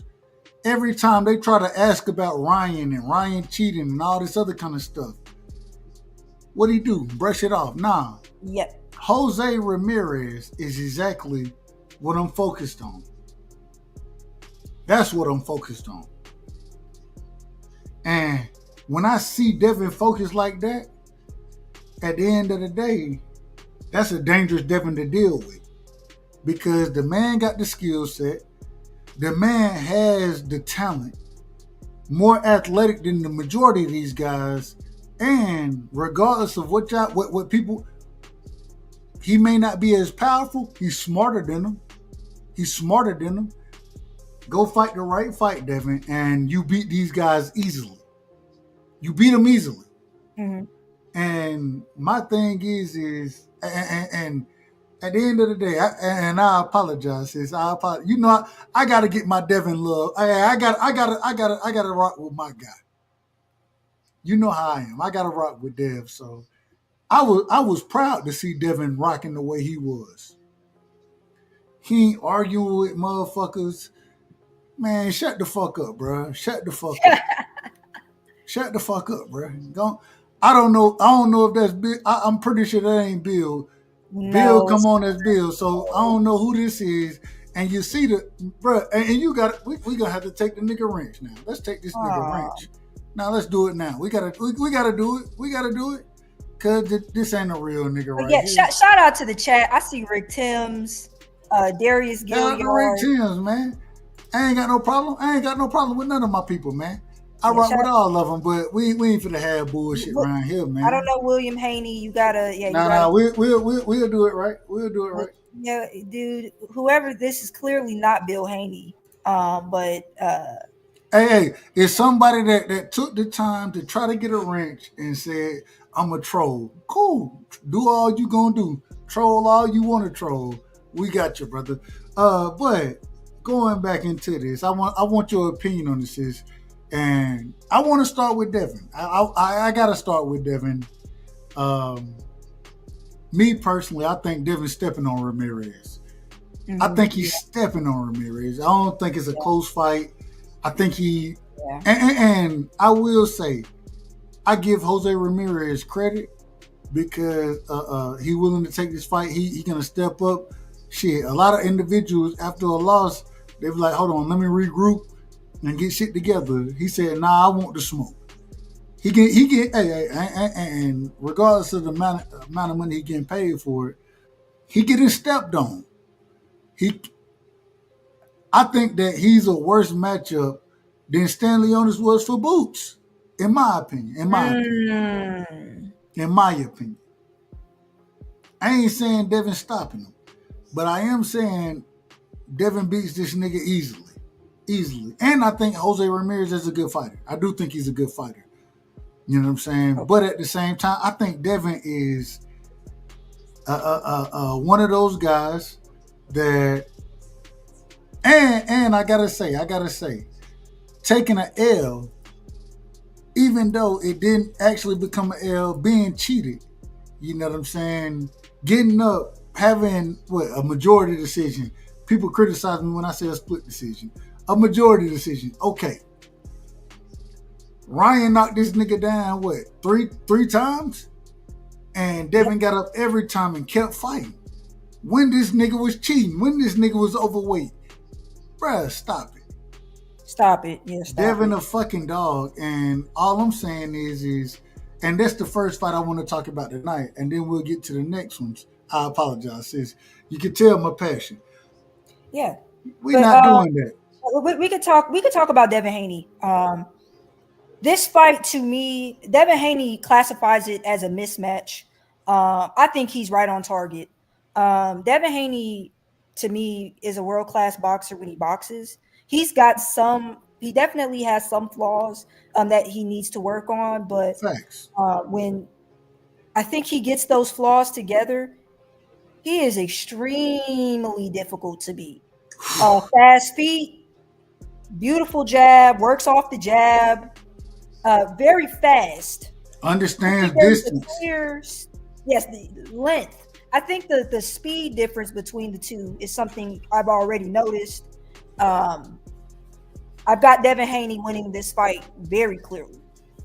I don't think a lot of people say that Jose Ramirez is going to shock the world and he's going to, put Devin out. I do not see it. Maybe he has a lot of, power more so, at welterweight, but we'll have to see. I'm going Devin for this fight. Real quick, on Devin. Real quick, sis. They told us, and the reports were that Devin wanted to move up and have this fight happen at 147, even though it's at a catchweight right now. I disagree with the catchweight. I'll be honest with you. I disagree with the catchweight. Yeah. The reason I disagree with the catchweight is, niggas wait. Hey man, either fight at 40 or fight at 47. Same way when Ryan and when all that shit happened. I disagree with that. I look at it the same way. But this is agreed upon. It is agreed upon. And Jose Ramirez himself said that he's gonna feel more comfortable at 44 than he would at 40. Okay, cool. My problem is this. When and I think Devin put hands on this man. Yeah. I think he's doing like Regis. Jose Ramirez, he a come forward fighter. Come forward fighters, he got decent power, but it ain't like he got speed or power like that. You know what I'm saying? So, but my thing is go ahead and get acclimated to 47 in this fight. Let him come to 47, you go to 47. Y'all acclimate yourselves to the weight class. That's my opinion. I'm not a big catchweight guy. I'm not a fan of catchweight. I'm not either. I'm not, yeah. And so because of that, I want to see it at 47, but Jose Ramirez and my people have said that Devin is trying to push the weight up, this, that, whatever, to 47, and now it comes out, no, the fight happened at 44. Yep. Where are the people who are saying these things? Where are y'all at? I think they were saying that Robert Garcia was saying Devin Haney was trying to push the weight up. I don't know if he's playing games or not, but, said, Devin Haney, no, the fight's at 144. We call it line. We call it line, Ryan. Yeah. It looks like we call it line. Hold on. Look at Nick J. Look what Nick J said. Oh, I missed it. What did he say? Nick J said, hold on, I will put it on the screen. Nick J, line bastard. Yeah, just line. It's Robert Garcia. He said that he's trying to push for, the 3 pounds more. So who knows? And now they're saying, well, Devin Haney, he's not ready to fight at 47. Listen, I don't know why this fight had to be at 44. I think it should have been at 47, but it is what it is. And yeah, to me, I think Devin. I in my brain, Devin probably feels better at 47. Why would maybe maybe Ramirez to me is the smaller guy. It makes sense that Ramirez would want it more at 44, right? He's the smaller guy, but it looks like between the two. Man, Devin said it himself. He said he wanted to acclimate, and just listening to the interviews, he said that I wanted to start at 44 and acclimate myself accordingly. According to him, this is what he said. Right. I disagree with it. At the same time, this is what he said. So, but yeah, and I don't see the point. I understand he said that, but I don't see the point of him doing that. I don't either. I think he would fare better at 47, but yeah, But the problem is the man has been so. One thing about Devin, even when it comes down, you tell me, and people always say he a weight bully. Tell me when the man miss weight. I can tell you when Tank missed weight. I can tell you when Shakur missed weight. I can tell you when all these guys miss weight. You tell me when Devin missed weight. Never. He makes the weight. And so I trust in what he think got what he think got going on. I trust in it, but at the same time, man, move up and do your thing, bro. Cause and it is what it is. I'm gonna be out of order. Let me ask this, sis. Let me ask this. So as far as Teofimo Lopez and Arnold Barboza goes, right? Mm-hmm. We've seen out of everybody, they didn't really have kind of a face-to-face, or even with Devin and Ramirez, Devin did what he did and then walked the hell on and got the hell on. He wasn't standing there looking for that shit. Arnold Barboza, Teofimo Lopez, they really didn't have no true face-off or... Hell, motherfucker, I say it respectfully, motherfucker was trying to make sure they ain't fight each other. That's what folks was out there trying to do. What's your thoughts on the Arnold Barboza Teofimo Lopez fight? I think this is probably the best fight in terms of skill for skill. I think this is a close fight. I don't want to dismiss Teofimo Lopez's skill set. He's really good. It's just in certain fights, man, he drops the ball. Like the Steve Claggett fight, he didn't look great. He didn't look great in the Sandor Martin fight, as we all know. He lost that fight. I thought Sandor Martin won the fight. I did too. The Jermaine Ortiz fight. He lost that fight too. Man, I think this is a good fight, but Tio is entertaining. He's great to watch. And then also Barboza, he's hot and cold. I thought Barboza might have lost to Sean McCombs. Agreed. So he might have, it might be a tough night for him as well. But I think that this is more of an even kill fight. I think Barboza is coming to box Tio. Hopefully he can get Teofimo coming forward and, catch him. But when you I'm gonna go Barboza. Like, I'm gonna say Barboza wins this fight.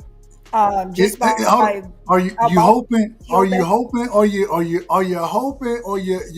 betting it on the breakdown? Be honest with me, man. Be honest with me. Wait, say that one more time. Am I betting? Are you hoping? No, I ain't saying literally betting, but are you hoping that Barboza will win, or are you going off the skill set? I think they have a pretty even skill set. I'm gonna give the skill set probably more to Tio. I think he has a deeper bag than Barboza, but I think Barboza really doesn't like Tio. Save it. We giving our prediction. That's the last the last spot of the show tonight. Yeah. So save it. We're gonna give all the predictions tonight. We're gonna give the predictions. I want to ask you this: Ryan Garcia, Rolly Romero. First off, in my opinion, and just speaking on Ryan Garcia, I don't know what to make of Ryan Garcia. I'm just going to be honest. I don't know what to make, and that's why I got. Go ahead. You go ahead, or you want me to go ahead and tell you why I don't know? Well, say why you don't know first. I think I want to believe that he's turned over a new leaf and is truly dedicated in the sport and is going to do things the right way and try to utilize the skill set and the boxing ability that he has. That's why. At the same time, the man is a cheater that said some of the most diabolical things I've ever heard in the sport of boxing. Some of the most racial things I've ever heard in the sport of boxing.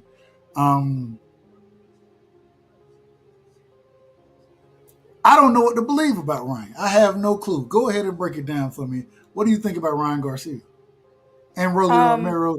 That entire debacle. Start with Ryan, though, please. So we're referring to the Ryan Garcia and Rolly face-to-face interview.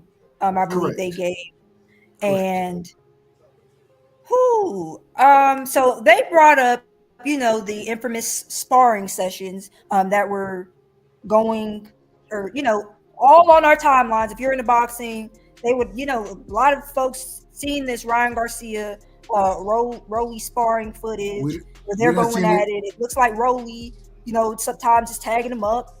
And Rolly was using that, saying, he wants that Ryan Garcia fight, and a lot of people would use that to say, they think Rolly and Ryan would be a good fight, and now we're here, right? Ryan Garcia and the way that they are leading, the way that I believe his name is Todd, who did the questions. It's Todd Grisham, right? And he's horrible. He's horrible. And he does a lot of leading, a lot of trying to make Ryan look a certain way, and just you could tell by the questions he's asking, right? But Ryan Garcia is one of these guys, man. Accountability, he doesn't know what it is. He'll blame everybody and everything for why he ended up testing positive. Him and Rolly were going back and forth, and Rolly was saying, well, that's actually a no contest. And there was just a lot of childish stuff. And then, of course, when Ryan Garcia during the interview stated Rolly was looking for Easter eggs in his last fight against Isaac Cruz. And that had me crying.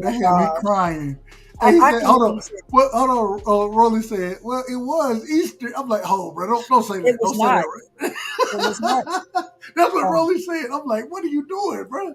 Go ahead, my bad. But anyway, when he said that, I was just like, man. And that was a very tough fight. Rolly was all around, knocked down, and it was bad. But yeah, they talked about their history, their fighting history, and basically Rolly was saying, he's coming for the knockout, and Ryan was like, he's going to end Rolly's career, and he's going to retire Rolly. He told him in his face he plans on retiring him. But just some underlying, I don't know if they're actually friends or not. There was a lot of, kikiing and laughing, so they might really just be, cool, but Rolly is just the next fight, because I believe he was supposed to fight Cruz initially, but Cruz dropped out and Rolly was the replacement. So Rolly being the replacement fight, I think it's going to be not technical at all. This is not even a little bit. It's going to be a lot of hooks. It's going to be a hook fest. But I think it's going to be, a lot of power being displayed. But Rolly's footwork, I'm telling you, Rolly's footwork is some of the worst I've ever seen. So, what footwork are you? He's galloping. It can't be the worst because he ain't got no footwork. The man has no footwork, none. Yeah, the guy galloped. Ryan, I will say, I gotta say this. Ryan footwork is not quite nearly not as bad as Rolly's, but nowhere near pretty horrible. Pretty horrible. It's not good. It's still not good, but Rolly just very bad. But Rolly getting knocked out. He getting knocked out. Yeah, probably, but I'm rooting for Rolly. But yeah, I'm gonna say Ryan, Dev, Barboza, but I'm rooting for Rolly, and I'm definitely rooting for Barboza. Rooting for Rolly and Barboza to win. But so I'm gonna be honest. I'm rooting. I gotta see how Barboza fights. Yeah. If he's coming forward, pushing the pace, he gonna get punished. Yeah. But I always say, if I know that to beat Tio, you don't push Tio. You make Tio come to you. You know what I'm saying? Tio, he struggles fighting coming forward. So, if I know that, I know his team knows that. They Yes. have to know that. Mhm. At the same time, I ain't really seen Arnold Barboza. I ain't really seen him fight going backwards like that. I don't think you got to go backwards. I think you got to keep it at mid-range. Range, yeah.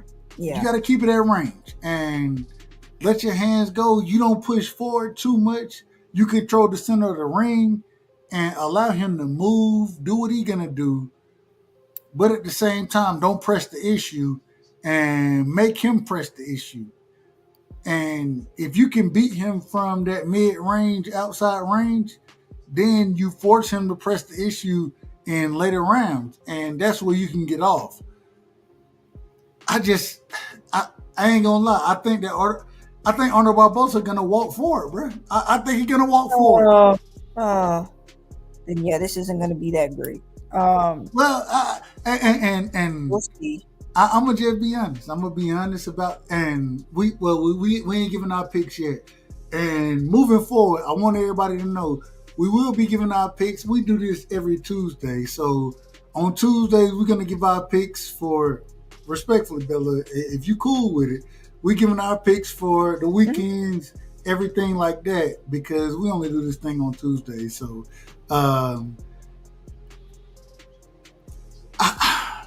we'll get to that. We'll get to that in a second. I want to ask this question right here. When we're talking about, and some people say, I ain't gonna say the lesser fight, but matter of fact, let me rephrase the question. What's the most interesting fight, and what's the least interesting fight in this on this card? Who has the chance between the guys who we consider stars, Ryan Garcia, Teofimo Lopez, Devin Haney? Who has the best chance to lose their fight?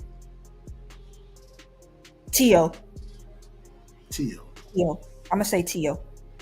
I would agree with that. I still don't think Tio lose, but I do think he has the biggest chance to lose the fight. I don't know. It just yeah. I see what you're saying. Just because Arnold Barboza, he's a boxer. He's a good fighter. I think he's a really good fighter, but Tio definitely, just to me, just more in his toolbox, just more in his bag. But again, it depends on what version of Tio we get. Tio I don't know. Tio might make it look, easy, but I just know Tio struggles with boxers. He struggles. So if he doesn't come forward and he makes Tio bring the fight to him, I think he can win the fight. But if I'm Barboza, I stand in the middle of the ring, and let's fight. Hey, let's fight in the middle of the ring. Then I'll take a half step back. You, and then I respond accordingly. I ain't just walking to you. That would be my game plan. Mm-hmm. And it's crazy because if I could think this, I know y'all gotta be thinking this. I know y'all have to be. But we'll see what happens. We getting ready. Well, where we at? Shit. All right, we good. You want to get to the Ryan? Oh, go ahead. You go ahead. No. I was gonna ask the question. So, it seems like this entire card, this everything they've been asking about. When I listen to them talk to Devin, when I listen to them talk to Ryan, it's always about y'all fighting next, right? Yes. It ain't about and like I say, I think Ryan has an easier path than anybody else. I don't know how that's the main event, in my opinion. Rolly Romero, that man is trash. In my opinion, he can punch, but some of the worst footwork. Anyway, I don't want to get too. I don't want to denigrate Rolly. I'm not going that far with it. But when we look at Jose Ramirez,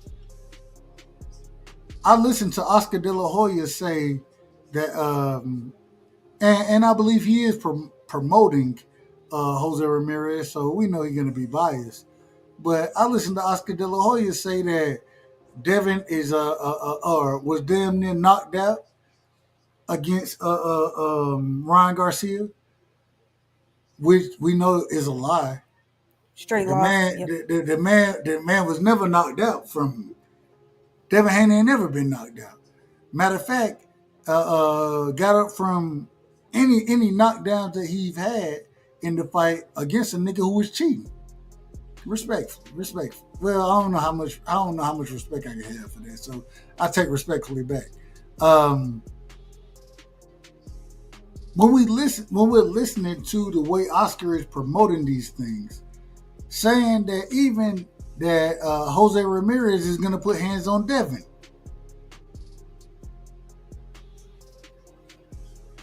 I understand you got to promote certain things. I understand you got to promote your fighters. But at the same time, at what point are you out of order? Because in my personal opinion, and we got to get. We got to get Oscar. Let me get Oscar to drop, man. We got to get Oscar to drop.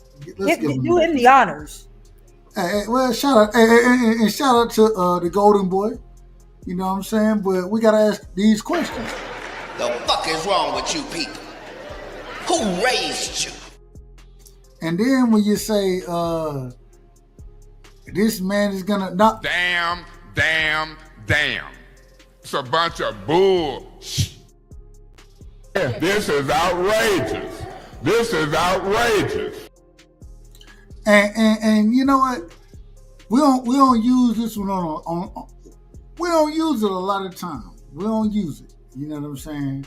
But we're gonna use it in this situation because Oscar out of order. When I say most people don't know shit about boxing, they don't. Most people don't know shit about boxing. And Oscar seems like he don't know shit about boxing. That's what it seemed like. Bella, I apologize for being long-winded.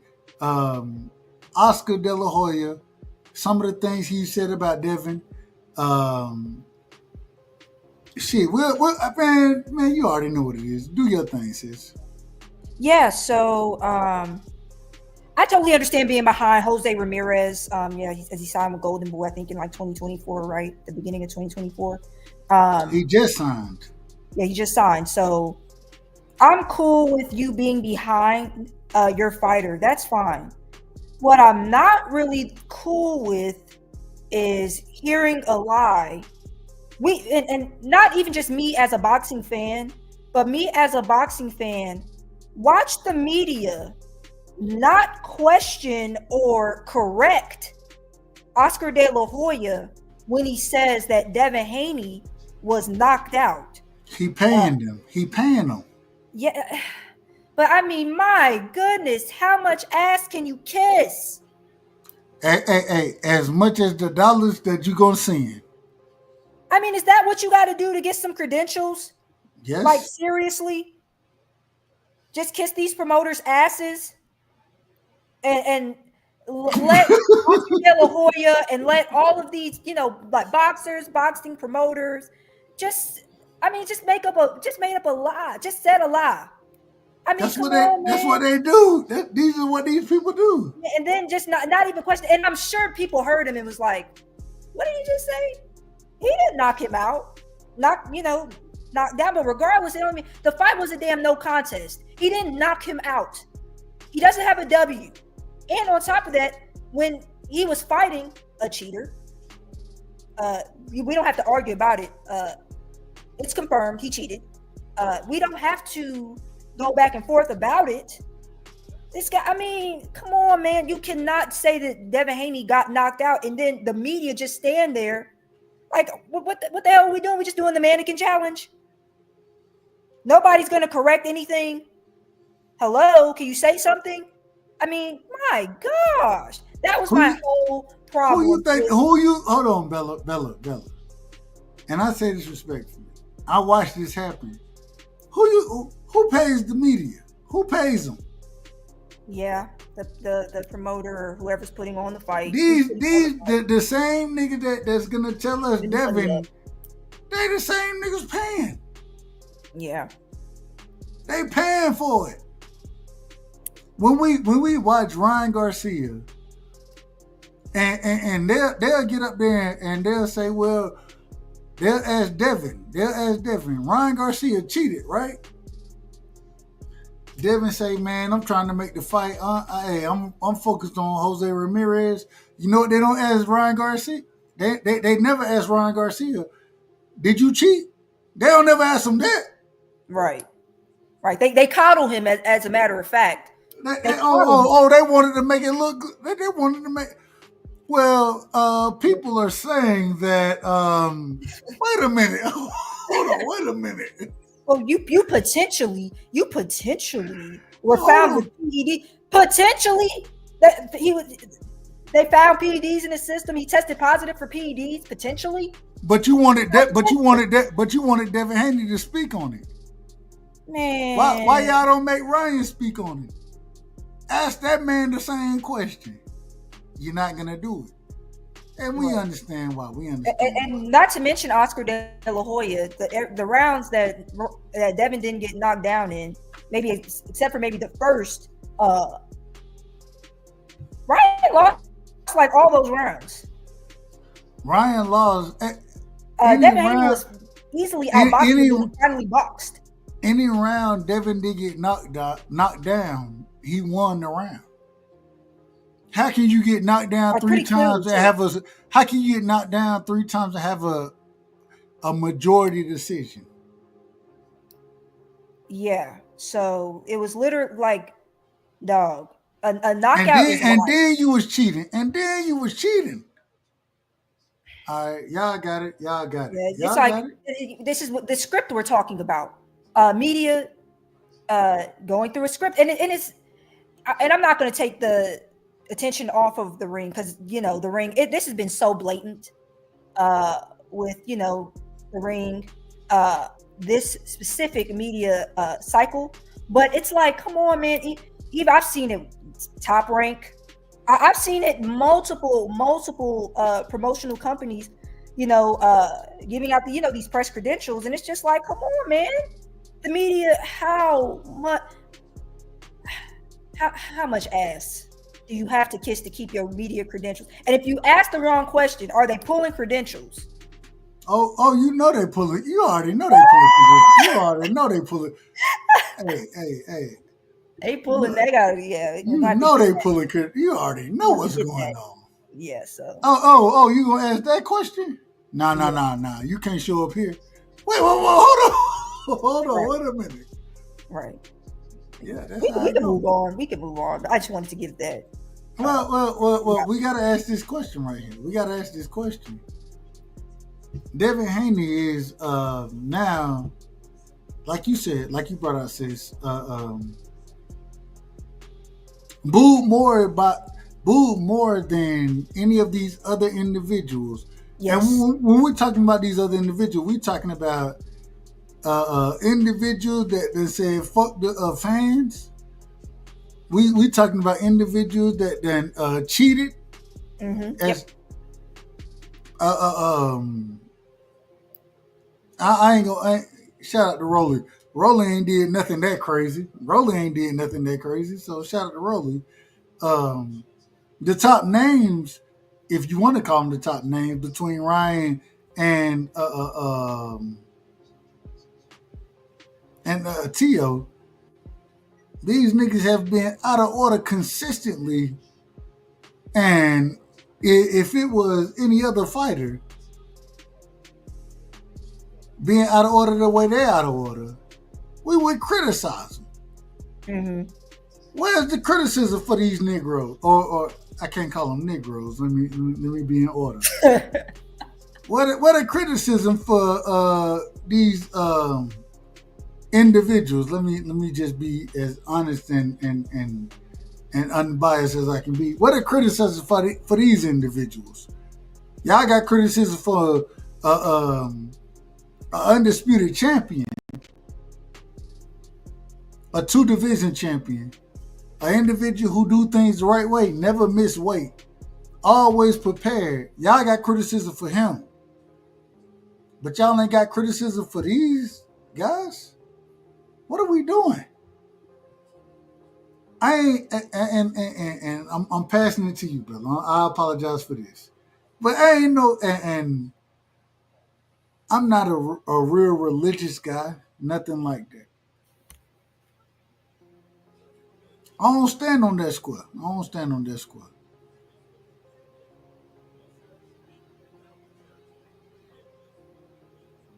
But at the same time, are you telling me that the individual who's doing things the right way, following, and biblically speaking, this is why I brought that up. They told us for the longest, good one day we'll all be living in a day where good is bad and bad is good. Devin is doing everything the right way. Y'all can't tell me one thing this man has not done the right way when it comes to the sport. Right. You can't tell me that. But y'all want to criticize him. Where's the criticism for the drug cheats? Where's the criticism for the niggas out here, the non-champions, the niggas that ain't put the work in, that miss weight? Where's the criticism? It's fucking ridiculous.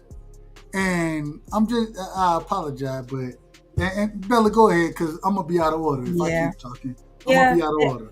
I think the way you put that was very well said. In terms of Devin always being like a consummate professional in boxing, making weight, preparing correctly, being clean. He's the fighter that's in 24/7, 365 drug testing.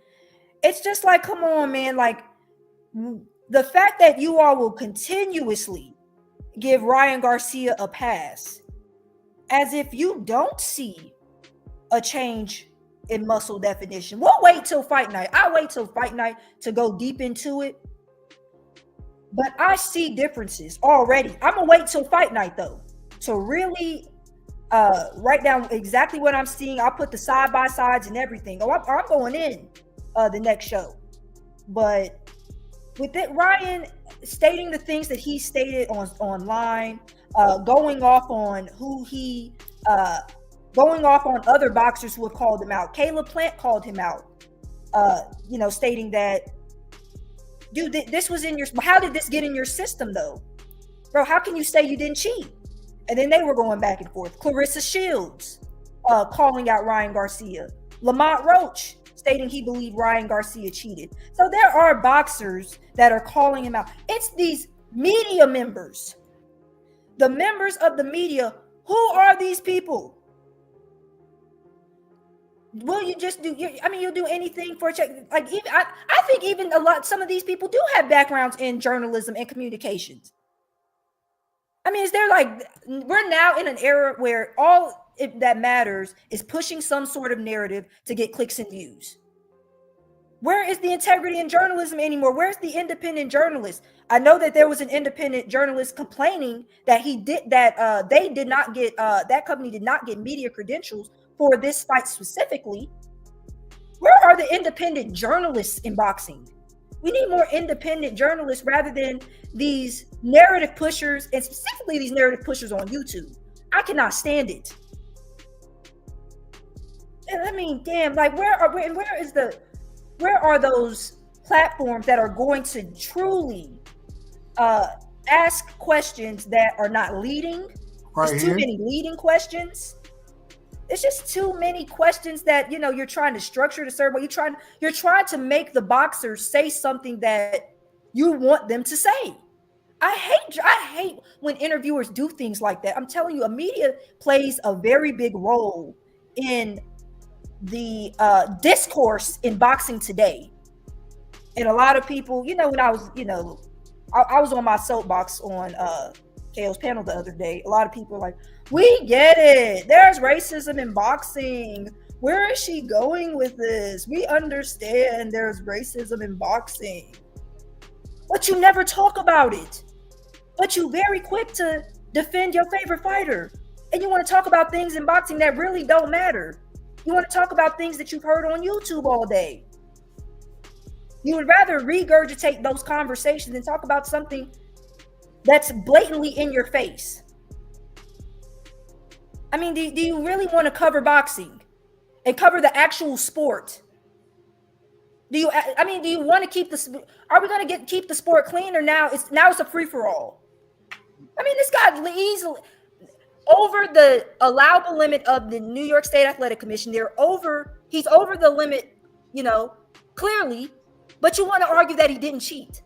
I mean, get out of my face. You can't even argue with me. You can't. Well, they gotta tell you didn't mean it. They gotta tell you didn't mean anything. It wasn't enough. It wasn't enough. It wasn't enough. It didn't benefit. It's just nanograms. Baby, there is a limit that the New York State Athletic Commission sets. He's over it. Therefore, he cheated. Multiple tests. He failed multiple tests. Then y'all said the B sample was clearly going to vindicate him. It didn't. Now there was no benefit regardless. Every time it's like the argument continues to change. That's what you got to do. That was his brother. Well, how did his brother know? How did his brother know? How did his brother know? I'm sorry. It just the media, please, integrity. Can we get some integrity in boxing, please? And can we get more boxers, even speaking, and boxers that aren't afraid to, actually ask questions? And you don't have to ask disrespectful questions, but you can ask a question and garner information without leading the boxer constantly. Please, that was just the one thing I was so over in all of this Ring magazine nonsense, just all of the leading. But go ahead, Dub. We can move on from this. We have to move on, and we trying to keep it. We capping things. We trying to cap things, but at the same time, I got to ask you this. We got to get to our last topic tonight, sis. Yes. And I think you're absolutely correct. Where are y'all? I plead the fifth. Let me plead the fifth because I'm gonna go off on this anyway. So just real quick. I see the chat. Thanks, Darius, for staying. Darius Gilliard, I see you. Ronnie Bravo, I see you. What's up, Ronnie? Ronnie Bravo. Yeah, shout out to CJ Ross. Shout out to Darius too, man. The worst judge / the best judge. Hey, Ronnie Bravo. Ronnie Bravo worse than me, so I'd have been the worst until Ronnie Bravo. I was the worst until Ronnie. Shout out to my brother they were Ronnie. tearing him up. They were tearing him up, but they told me up for it. They told me up before that. Who cares? But yeah, these niggas, they don't know shit about boxing. Rick, let me be quiet. Rick Timms, Nick J, DP Rocca. Oh, DP Rocca, what's up, man? Salute to everybody. Salute to Nick J for sure. Queens of Boxing Talk. They actually posted our show. Shout out to them, man. Much they love. Posted our show in their, I think, community tab. That was so cool. We didn't ask them to do that, but they ended up doing it, and I think they posted twice about it. Thank you, Nick J. I did not ask you to do that, but thank you, cuz I appreciate that. We are trying to build over here. But yeah, we can go to the last topic. Just wanted to HB, the voice of reason. I see you. Texas 16 South, Puro, Rick Timms again. Yeah, Texas 16. Yeah, I see everybody. Cosmic. Thanks everybody for staying. And we still got more topics to touch on. So I gotta ask this question moving forward. I gotta ask this. And last topic on this whole, well, I want to save it. And the reason I want to save it is because I want to see the fights play out. You already know how I am. I want to see the fights play out, and then we'll see which interviews we need to respond to because we'll see what happens. Sis, because we only do this once a week, we got to do this. Well, first off, before we get to what I want to do, Brian Norman Jr. comes out and now he's going to be fighting Jin Sasaki. Correct me if I'm wrong if I said Yes. the brother name wrong. Jin Sasaki. And in Tokyo, I believe in June.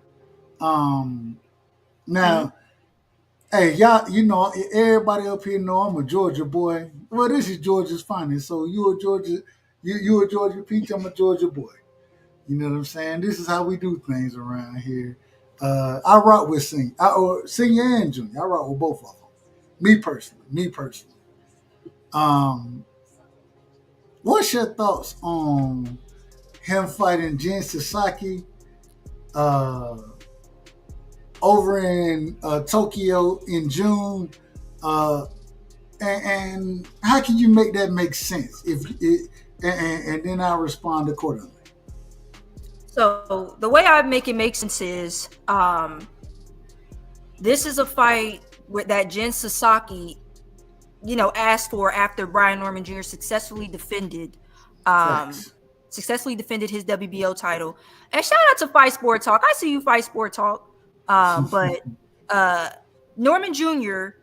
making this Sasaki fight, I think that this is a fight that can garner him more fans internationally. And the reason why I think this fight got made, they're both on Top Rank. Top Rank making another in-house fight. Again, I thought PBC and Top Rank would be working together. I was hoping Barrios and Norman Jr. They would be making that fight, but it looks like they're saving 46-year-old Manny Pacquiao for Barrios. But we'll see how it all goes. Hold on, what they doing? They're saving 46-year-old Pacquiao and saving their new gatekeeper Barrios for him. You know, Barrios is the return guy. So when Keith Thurman returned, he fought Barrios. Pacquiao's returning. He's gonna fight Barrios. Hell, you got even Conor Benn talking about he want to fight Barrios. I don't know, man. Barrios, a lot of people want to fight Barrios, but Norman He the easiest link. Barrios. So, go ahead, Dub. What were you saying? What'd you say? Barrios is the easiest link. Everybody want to fight Barrios. But I thought Top Rank and PBC were working together, man. But anyway, Top Rank, they made their in-house Top Rank fight the way all these promotional companies do. You know, it is what it is. The Jin Sasaki fight. Listen, when Japanese fans like you, they stick with you. I saw what on social media, the way Stephen Fulton gets love in Japan. So maybe Norman Jr. will garner new fans internationally. So I mean, it's a good look for him. But, you know, of course, everybody wants to see Boots versus Norman Jr. That's probably a big fight to make, but it's looking like with Boots now having Mandos, his Mando being next Mando being Giasov, and then Norman Jr. having this fight, so they'll both be defending their titles. So that's what it's looks. I just see it's not PBC, Top Rank making an in-house Top Rank fight. You know, Jin Sasaki is with that Japanese Top Rank sector, so. I'm looking forward to the Brian Norman Jr. Jin Sasaki fight. Now, Jin Sasaki, he's definitely punching. I'll say that. And he, you know, is a volume guy. But Norman Jr., the punches look different, man. I want to see this fight. I want to see. I just feel like a stoppage is coming. There will be a stoppage in this fight. So from who? Norman Jr. stopping Sasaki, 100%. Okay, I'm not even. There we go. I am not. I'm not shy in saying that. And I think Norman Jr. just has a little more skill than Sasaki. But I've seen Sasaki's fights. Now the Heroica fight, he got stopped. And that stoppage was. Woof. But overall, Sasaki is punching. He's got, you know, but Norman Jr., I think with his power, he also has skills too. So, but again, leaving his head kind of on the line at times. I just want to see who lands that big shot first. I think that'll tell a lot about the fight. But yeah, Dub, what you think about this fight? I ain't gonna lie to you. So first things first, I don't want to see the fight. Me personally, and you ain't hey, you know, Junior, that's my guy. But at the same, I don't want to see that fight. I think Junior ends up stopping him somewhere between 4 and 7, somewhere in there. He'll stop him. And he gonna put hands on the brother. Respectfully. I said respect. And the brother came over respectfully. I said that he came over respectfully, you know what I'm saying? Say, hey, I want the smoke. I do understand that Boots got say the brother name for me one more time. I apologize, sis. Sasaki? No. For Boots. Oh, Giasov. I believe he trained by Butayev as well. I ain't got no problem with it. Boots will stop him. And I want to see I want to see at the end of the day, man, I just want to see the best fight the best. I want to see the smoke.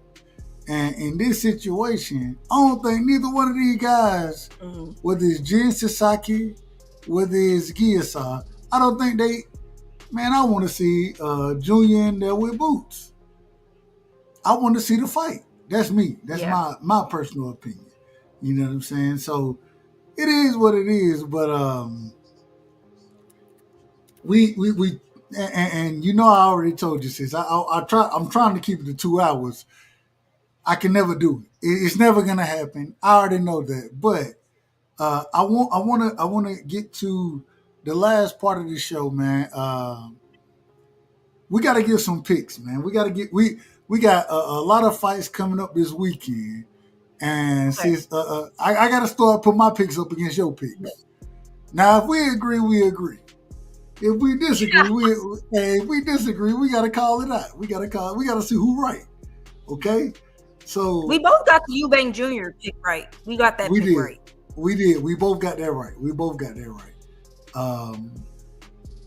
So we'll start with, and we got a lot of fight. And so the way we'll do it, I ain't going through all these, especially these damn undercards. Some of these mediocre undercards, as you would tell me. These mediocre undercards, we're not going to go through all of them. Looking at the main fights, we'll start with the headliner, supposedly. I don't know why it's the headliner, but Ryan Garcia versus Rolly Romero. I think we both agree Ryan Garcia wins the fight, if not stops Rolly Romero. I think we both agree on that. Yes. Mm-hmm. Okay, cool. Second fight, Teofimo Lopez versus Arnold Barboza Jr. What's your thoughts on that fight? Who do you pick? And who do you see winning? Stoppage? However you want to pick it. Point spread, whatever. How do you see that fight playing out?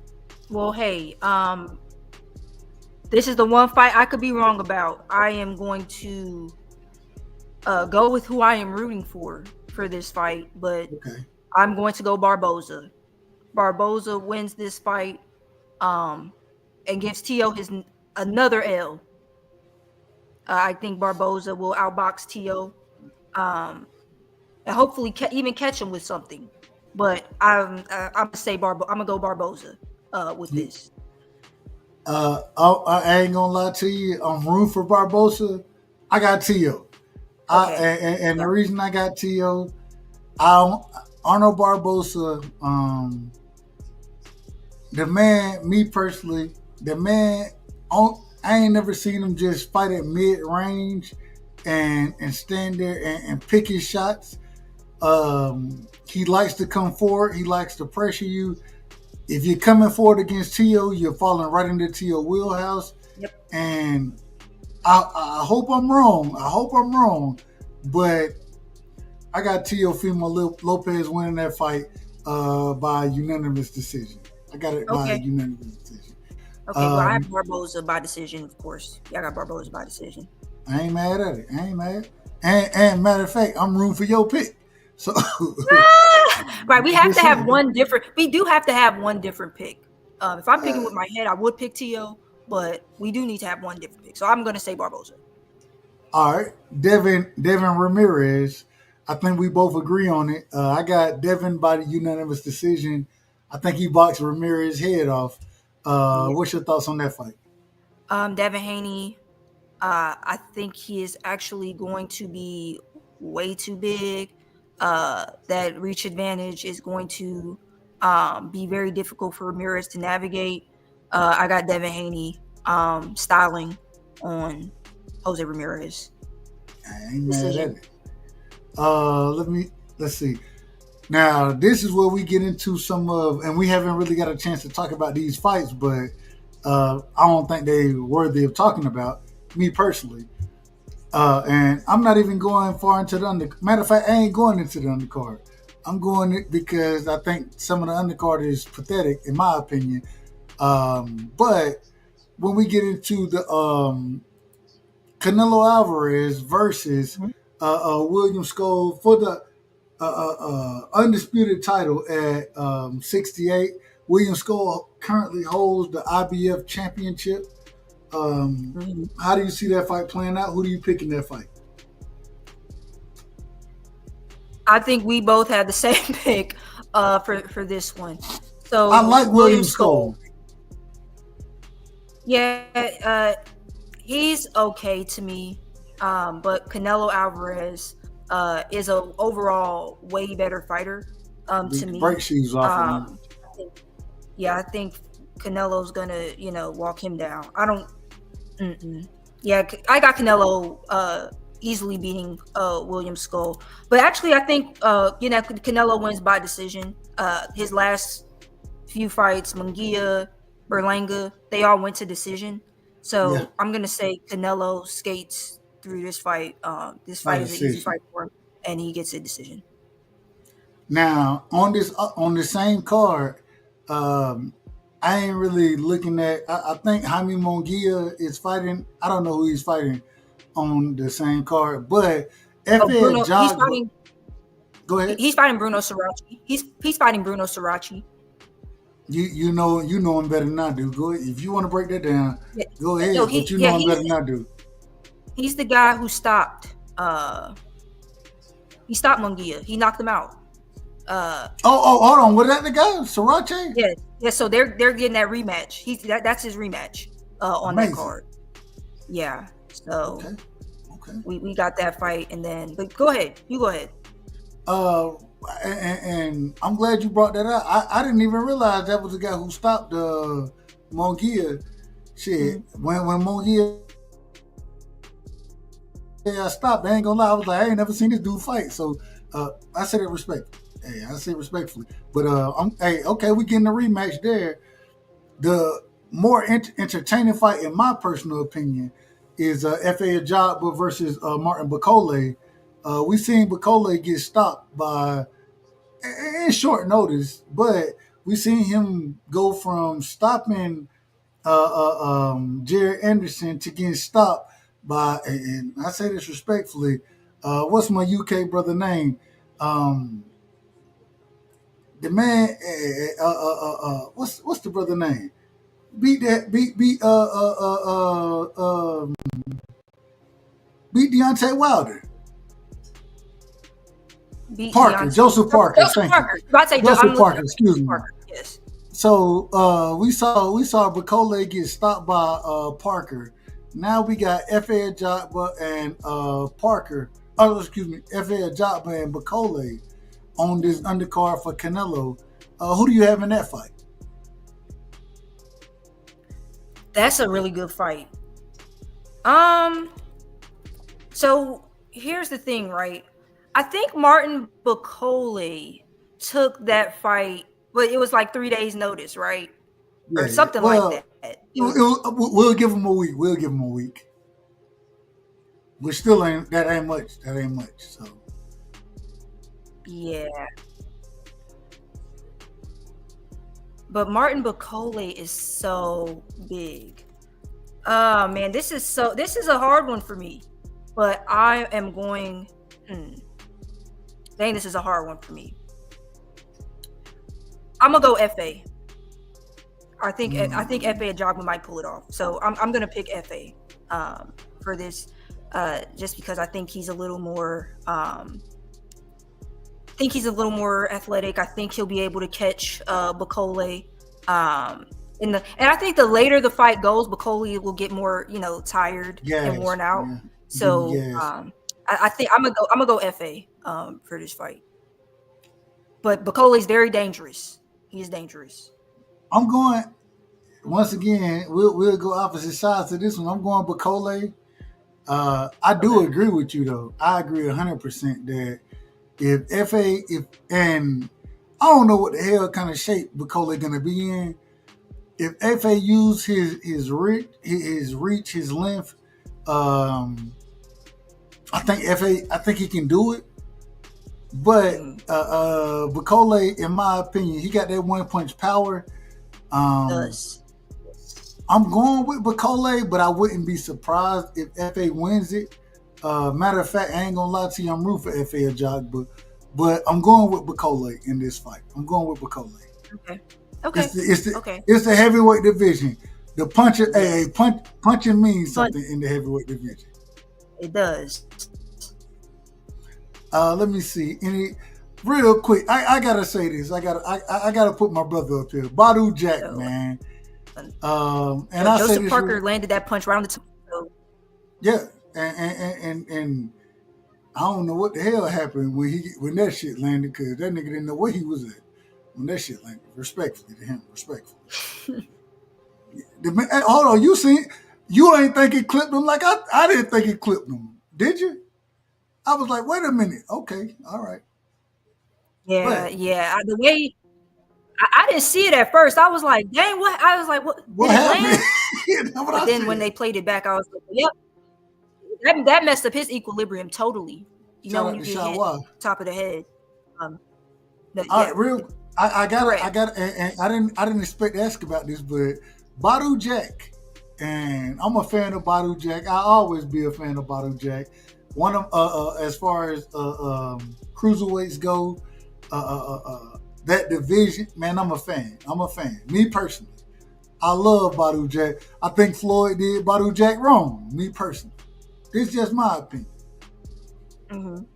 What y'all think about, or not y'all, but what do you think about Badou Jack versus? I'm gonna say to brother, here we go. You ready for it? Noel. Mika, hold on. I got it. Mika Land. Man, I'm gonna fuck that shit up every time, ain't I? Yeah, it is. Yeah. Badou Jack every time. I know. I'm sorry. I apologize. I ain't got the best tongue on me. All I'm saying, Badou Jack. I'm rooting for Badou Jack. I'm rooting for Badou. Regardless. I don't know the other brothers, so I'm rooting for Badou Jack. Only reason I had to pull it out is because I've been rooting for Badou Jack for a long time. I thought that he was done wrong. I thought he could have had a much better career than he's had, and the brother's still fighting, so I ain't got no problem with him. I'm going to support the brother. You got anything on that, sis? But yeah, I'm gonna go Badou Jack, but again, I need to get more familiar with Mikalayan. How you say it? Yeah, you can go ahead and I need to get more familiar. I need to watch more Mikalayan fights. Mikalayan. Cruiserweight. Yeah. I do watch, certain cruiserweights, but yeah, go ahead, Dub. You can give your pick on that. Hey, now I'm going Badou Jack. Last card of the weekend. This is the Sunday card. We got Inoue, and I don't know why they did it the way. And I'm not mad at it, but they could have spread this out through a month. And they could have spread this out through 2 months. Ryan Garcia versus Rolly Romero could have been his own card. Devin versus Ramirez could have been his own card. Teofimo versus Arnold Barboza could have been his own card. Canelo Alvarez and Skull, his own card. Inoue versus Cardenas, his own card. And Espinosa and Vasquez is on card, in my opinion. You could have spread this shit out throughout 2 months, but they wanted to put it all in one weekend. So Yes. Inoue versus Cardenas, a walk in the park. Inoue. Yes. We don't even need to talk. We don't even need to give too much on this. Inoue, I got Inoue sparking Cardenas for sure. A walk in the park. Yes, that is an Inoue Vegas showcase. That is that's a easier. I got that over Canelo Skull. Yeah, Inoue sparks Cardenas, sparking him. The best fight on that card, in my personal opinion, is Rafael Espinosa versus Edward Vasquez. I think Vasquez has a chance in this fight. I do think he has a chance. I'm picking Espinosa to win the fight. Me too. Yeah, me too. It depends on how many elbows are thrown in that motherfucker, but I say that respectfully. Yeah. I say that respectfully to Espinosa. It depends on how many are thrown, but if four land, if three land, let me rephrase. If three land, then Vasquez he gets stopped. If one land, then Vasquez lose a decision. In my personal opinion, what you got on this? Sis? Yeah, I think Espinosa I got Espinosa by decision in that fight, but I think that's a good fight. When I saw that fight, I like that fight. But yeah, I don't see. Yeah, I don't really see Vasquez getting by tall, lanky Espinosa, but I just really like Rafael Espinosa. I don't like him at all. I like watching him fight. I do like watching Espinosa fight. So, he wanted the man though when he beat what's my guy name from Cuba, man. Oh man, I can't call his name. The gold medal. I'm not the gold medalist. The Olympian. Robeisy Ramirez. Robeisy Ramirez. Man, Robeisy was putting hands on that man till that man started throwing balls. He beat Robeisy though, but he definitely beat Robeisy. He beat him from elbows. I had him beating Robeisy Ramirez. Man, Robeisy was putting hands on that man until them damn elbows he was started going coming. down. I was like, no, yes. When he went down, them damn elbows started coming. What you gonna do? You can't even. How you block an elbow? You gotta go to the damn cross guard out this motherfucker, man. Ain't nobody going to the cross guard. Yep, Robeisy Ramirez. Yes. Ashakur crying. Robeisy Ramirez. Hey, Robeisy can fight. I love Robeisy. He can fight. Robeisy can fight. But I'm gonna be honest. I ain't a fan. I can't stand watching Espinosa fight. I think he a dirty. I ain't gonna say a dirty fighter. I ain't gonna say a dirty fighter. I'm gonna say I think he out of order. He out of order, man. Man, nigga. I remember Mike Tyson, one of my favorite fighters. My all-time favorite fighter. Me and Mike Tyson got the same birthday. June 30th. Look it up. Man, Mike Tyson, that nigga throw a hook, hit your ass with the bow at the same time. Hey, it is what it is. I understand it. But, man, Espinosa, in my personal opinion, that nigga dirtier than a motherfucker, man. He's got a lot of knockouts, man. He's got a lot of knockouts. And man, all right, don't get me. I know that don't go too bad on him. I'm gonna be out of order. I'm about to be out of order. All right, sis. Hey, we done put our picks in. So we will go in, and next week we'll see who was right, who was wrong. We only do this every Tuesday, so y'all make sure y'all pull up on Tuesdays. Sis, another great show. You know what I'm saying, man? Give me your last words. We 2 hours in. And what I told you, I always tell her, I say, look, sis, hold me down now. Keep me in order. Hold up. How long I say I want the show to be?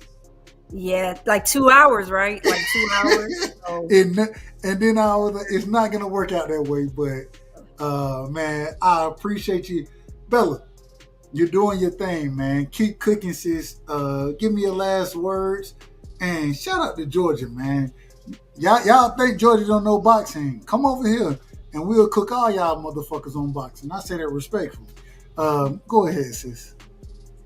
Georgia's finest. I am very happy that we were able to finish this show earlier than the last show, so I'm cool with that. There was so much to talk about with that Eubank Jr. Ben fight, with the Fatal Fury card coming up, just the latest boxing news, things we just had to cover, and how the media during the Fatal Fury card just, I mean, my goodness, going by the script exactly, coddling Ryan Garcia, which is just super annoying as a boxing fan to see when I'm reading questions. But we're glad we got to get our picks in. Oh, go ahead. Hold on. Wait a minute. I'm sorry. How are you coddling the nigga? And I done said this already, but how are you coddling the nigga, the drug cheat? How do you coddle the drug cheat, but go against the nigga who got cheated? When have that ever made sense in the sport? Yeah. My grandmother, shout out to my grandmother, a Jehovah's Witness. She always tell me, in the last days, good will be bad and bad will be good. And this is what we're seeing right now. Go ahead, sis. I apologize.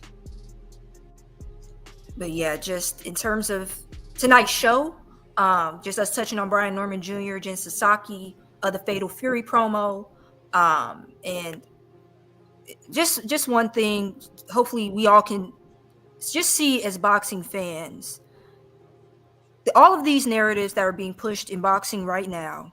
I understand people, have their favorite fighters, and I think all of that is, fine, but let's try and be a little more, let's at least try and use a bit more fact before we just throw out narratives, and let's try and hold the media accountable when they're clearly leading and coddling. And for example, right, when Mike Compinger in the Ryan interview said, you say you have no idea how the Osterring got there, so it must drive you crazy, huh? And then Ryan Garcia goes into how him testing positive for Osterring has been driving him crazy, and the way people are, labeling him as a drug cheat, it's now driving him crazy, and he's been having to do meditation, and all of the leading is getting truly annoying in boxing, rather than just let's keep it boxing, let's talk more boxing, rather than giving opinions that have no evidence behind them, that have no sort of, no sort of research was done. You're just saying things to say things. It's like, okay. It's cool once in a while, but to just always go on a YouTube channel or open up Twitter or X and see these narratives being pushed and people just blatantly lie. Even Oscar De La Hoya lied without the media correcting him. Just pushing more like fairness in media and more just having some integrity. My goodness, if you're gonna do media, have a little bit of integrity. And these promoters, having these scripts, you got The Ring, you got Top Rank. I know I've seen them do it. PBC, the way I just saw Tank get coddled at that Tank Roach after the Tank Roach fight. So coddling boxers, it's just not cool. Trying to have conversations and be their friends. I think it's cool to be just a personable, nice person. But when it comes to asking questions, get information and just be concise and ask what, we've been wanting to know. Don't do the whole coddling and leading. But great show tonight. Thanks everybody who, came. Thank you to Ronnie, Fight Sport, Shawa, Darius Gilliard, Rick Timms, Queens of Boxing Talk, Dang Father, Teach. I know HB, the voice of reason. Just everybody, DP Rocka, D Free, everyone who came in tonight. Just thank you, Cosmic. We really appreciate it. If I didn't say Teach, yeah, thanks you all for coming and listening to us talk boxing. And we'll come back next week and see if our picks were right. So look forward to that. Shout out to my sister, man. And at the end of the day, I just gotta tell y'all, ain't nobody talking boxing like we. Hey, it ain't no personal narratives, none of that. Nigga, we just talking boxing, and that's why I got a lot of love for my sister, straight out of GA, as I always gotta tell y'all. Because if y'all don't know, and it's a stigma around here about niggas from Georgia. Well, niggas from Georgia talk boxing with the best of them, and we'll cook y'all motherfuckers. I'm just telling y'all. But I say that respectfully. And, man, much love and respect. And, hey, sis, we'll do it again next Tuesday. I hope your pick's in order because mine going to be all the way in order. But I'm just telling you. And I say that respectfully. You know, you're my sister. We'll see. We will see. But, man, if y'all don't know, man, y'all sub to the channel. Every Tuesday we will be doing this Georgia's Finest, Dub, Bella, excuse me, I said that the wrong way. Georgia's Finest, Bella and Dub. You know what I'm saying? This is my sister's show, man. She doing her thing, and I really appreciate it. The reason I appreciate it is because a lot of folks can't talk boxing like she can talk boxing. And when you find somebody who can do it, then you put it on Front Street, man. So, man, much love and respect. And with that, man, we out of here. Peace. You can't fight the power of Gervonta Tank Davis. What a scintillating display. Well, you question Deontay Wilder's power. The proof is in the banana pudding as he just turned the lights out. Cool boy Steph Stephen Fulton Jr. The Ennis Express is a runaway train. Ladies and gentlemen, fighting out of Las Vegas, Nevada, here is the skilled, the highly regarded Devin the Dream Haney.